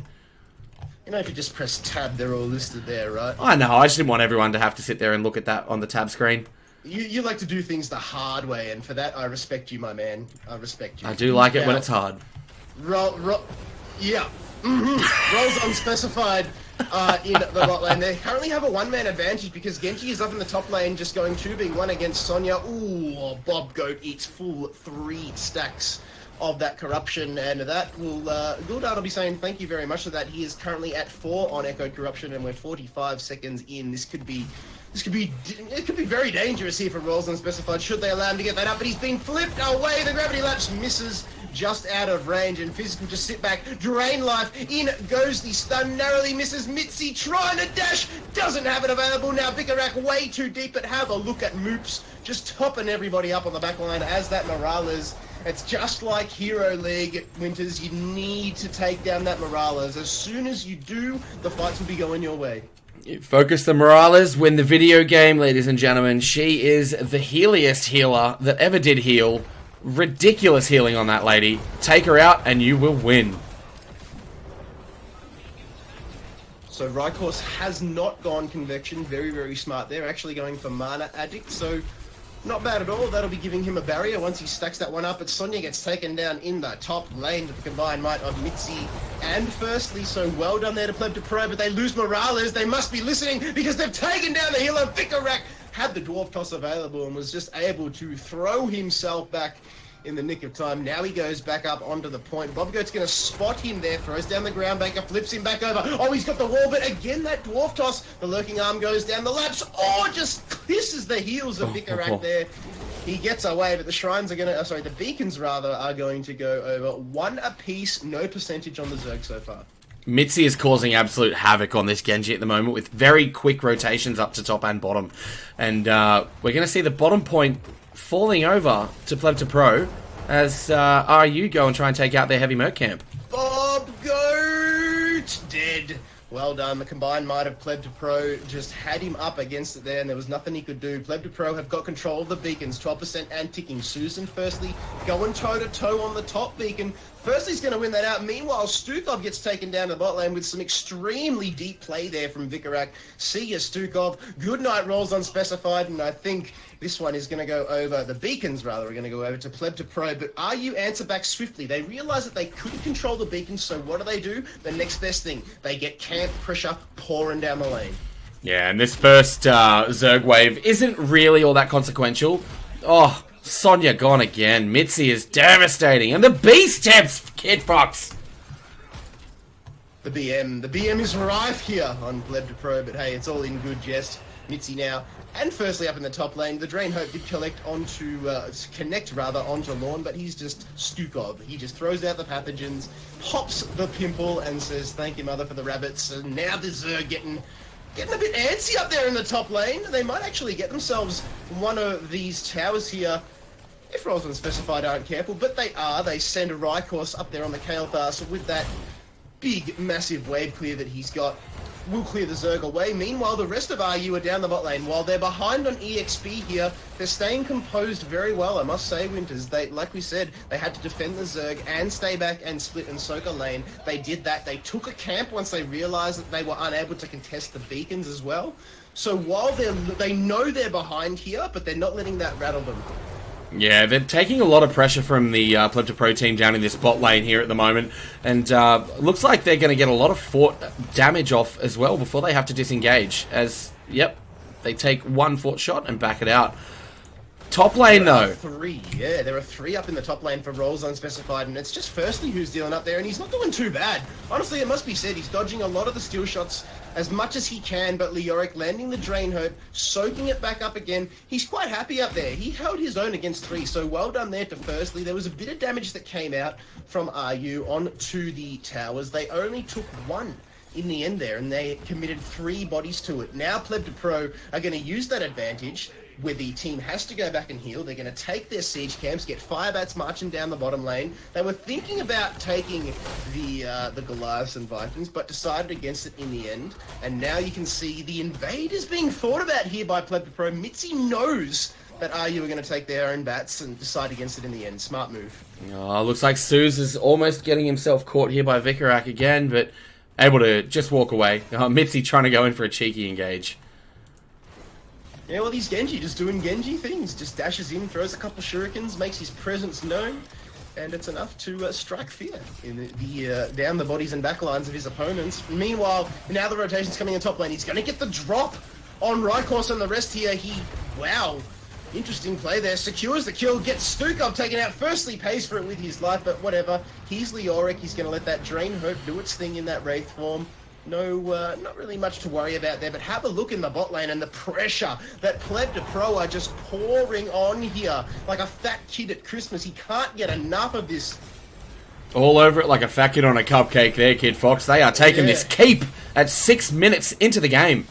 Oh, and Greymane gets taken out in the top lane as well. So there's 2 skirmishes going on at any given time here. This is one of the more interesting games of HotS that I've seen. Normally it's one fight going on and maybe an offlane soak. There are 2 full-on fights going on at any given time here.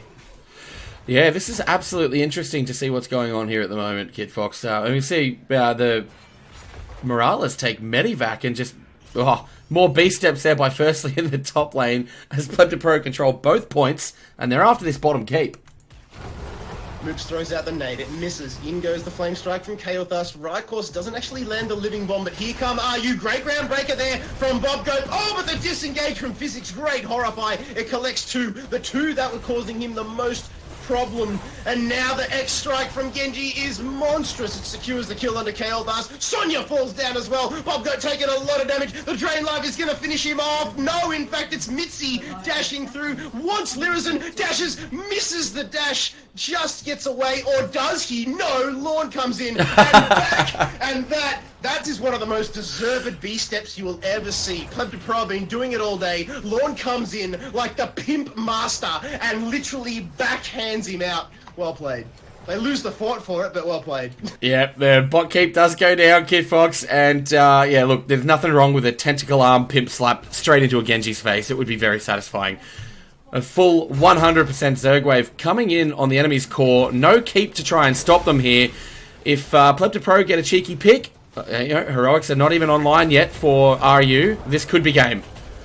It could be game. It's level 12 versus level 9, and already the core is under siege. We're at 7 minutes and 53 seconds, ladies and gentlemen. Blink and you'll miss it. Physics taking a lot of damage. Lyrizen is down there. There's no support coming, and Rolls Unspecified. They're split straight down the middle here, like Moses parting the Red Sea. Pleb to Pro drive a wedge down their lineup, and they just cannot chain together a solid team fight. Suze comes in and gets the consolation prize of the Gul'dan, but there's 63% left on this core. It's taken damage from the Zerg. Bobgoat's going to go down as well because there are no heals. Stukov is on the bench, and now they're just bleeding here. They're hemorrhaging rolls unspecified, but I don't think Pleb the Pro had the damage to finish this one off. But they do not. But they've got the staying power to have a go at this team fight scenario here, Winters.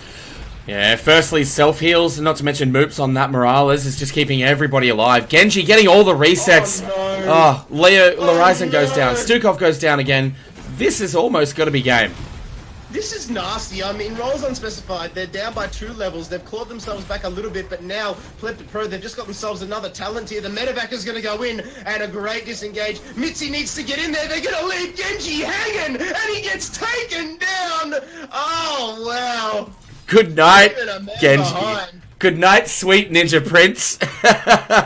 That's exactly what you don't want to have from your healer in the medevac, abandoning you at the enemy's core. Wow.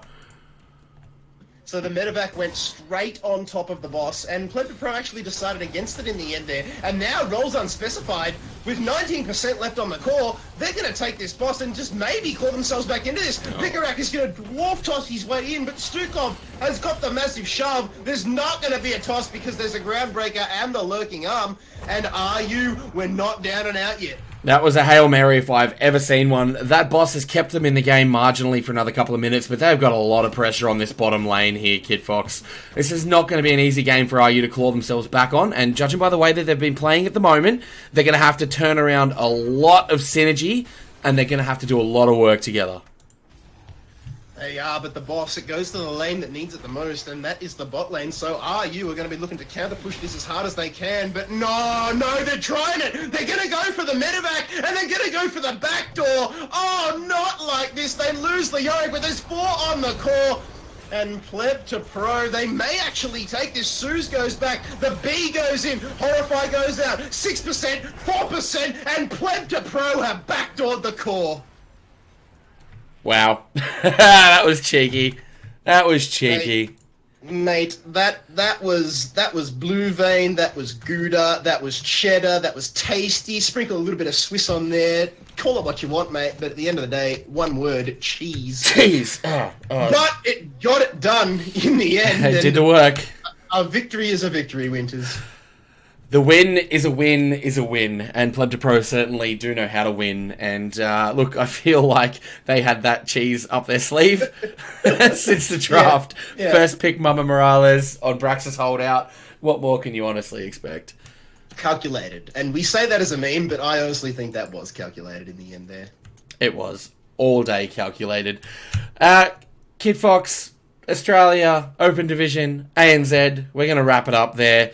Thank you so much for your love and support so far tonight and struggling through our technical problems.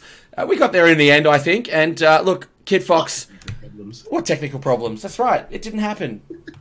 Don't check the VOD. By the way, thank you very much for coming out tonight, Kid Fox. I truly appreciate you being my loyal shot caller for the evening. Oh, man. You've done a fantastic job. I know chat loves you. Thanks, and we will see you next time that we have you as a special guest on our Open Div. Thanks, man. Had an absolute blast. Well done to yourself. Well done to everybody in the chat tonight. Well done to all the teams who turned out. If you've got friends that are thinking about entering a team into HotS, get them in now because this competition is probably the best grassroots competition that is going around at the moment in the scene. So support it, get yourself involved, and have a great time. I know I've had a blast. That's why I'm here at 10:30 on a work night. And you know what? I'm here because I love it. And I know the players are here because they love it. And I know the viewers are here because they love it. It's just one big, warm hug, ANZ Esports. I love it. One big, bearded, warm hug from me to you guys. We love it. That's why I'm sticking around on a work night at 10:30 doing this for you guys. We do it for you. We do it for the fans. We do it for the community. Get a team. Get in the Open Division. Take Pleb to Pro down. Show Moops what you got. And bring it. No hacky, no problem. And no hacky, no problem. It's like no woman, no cry. All right, boys and girls, we are calling it quits right there. Have a great evening.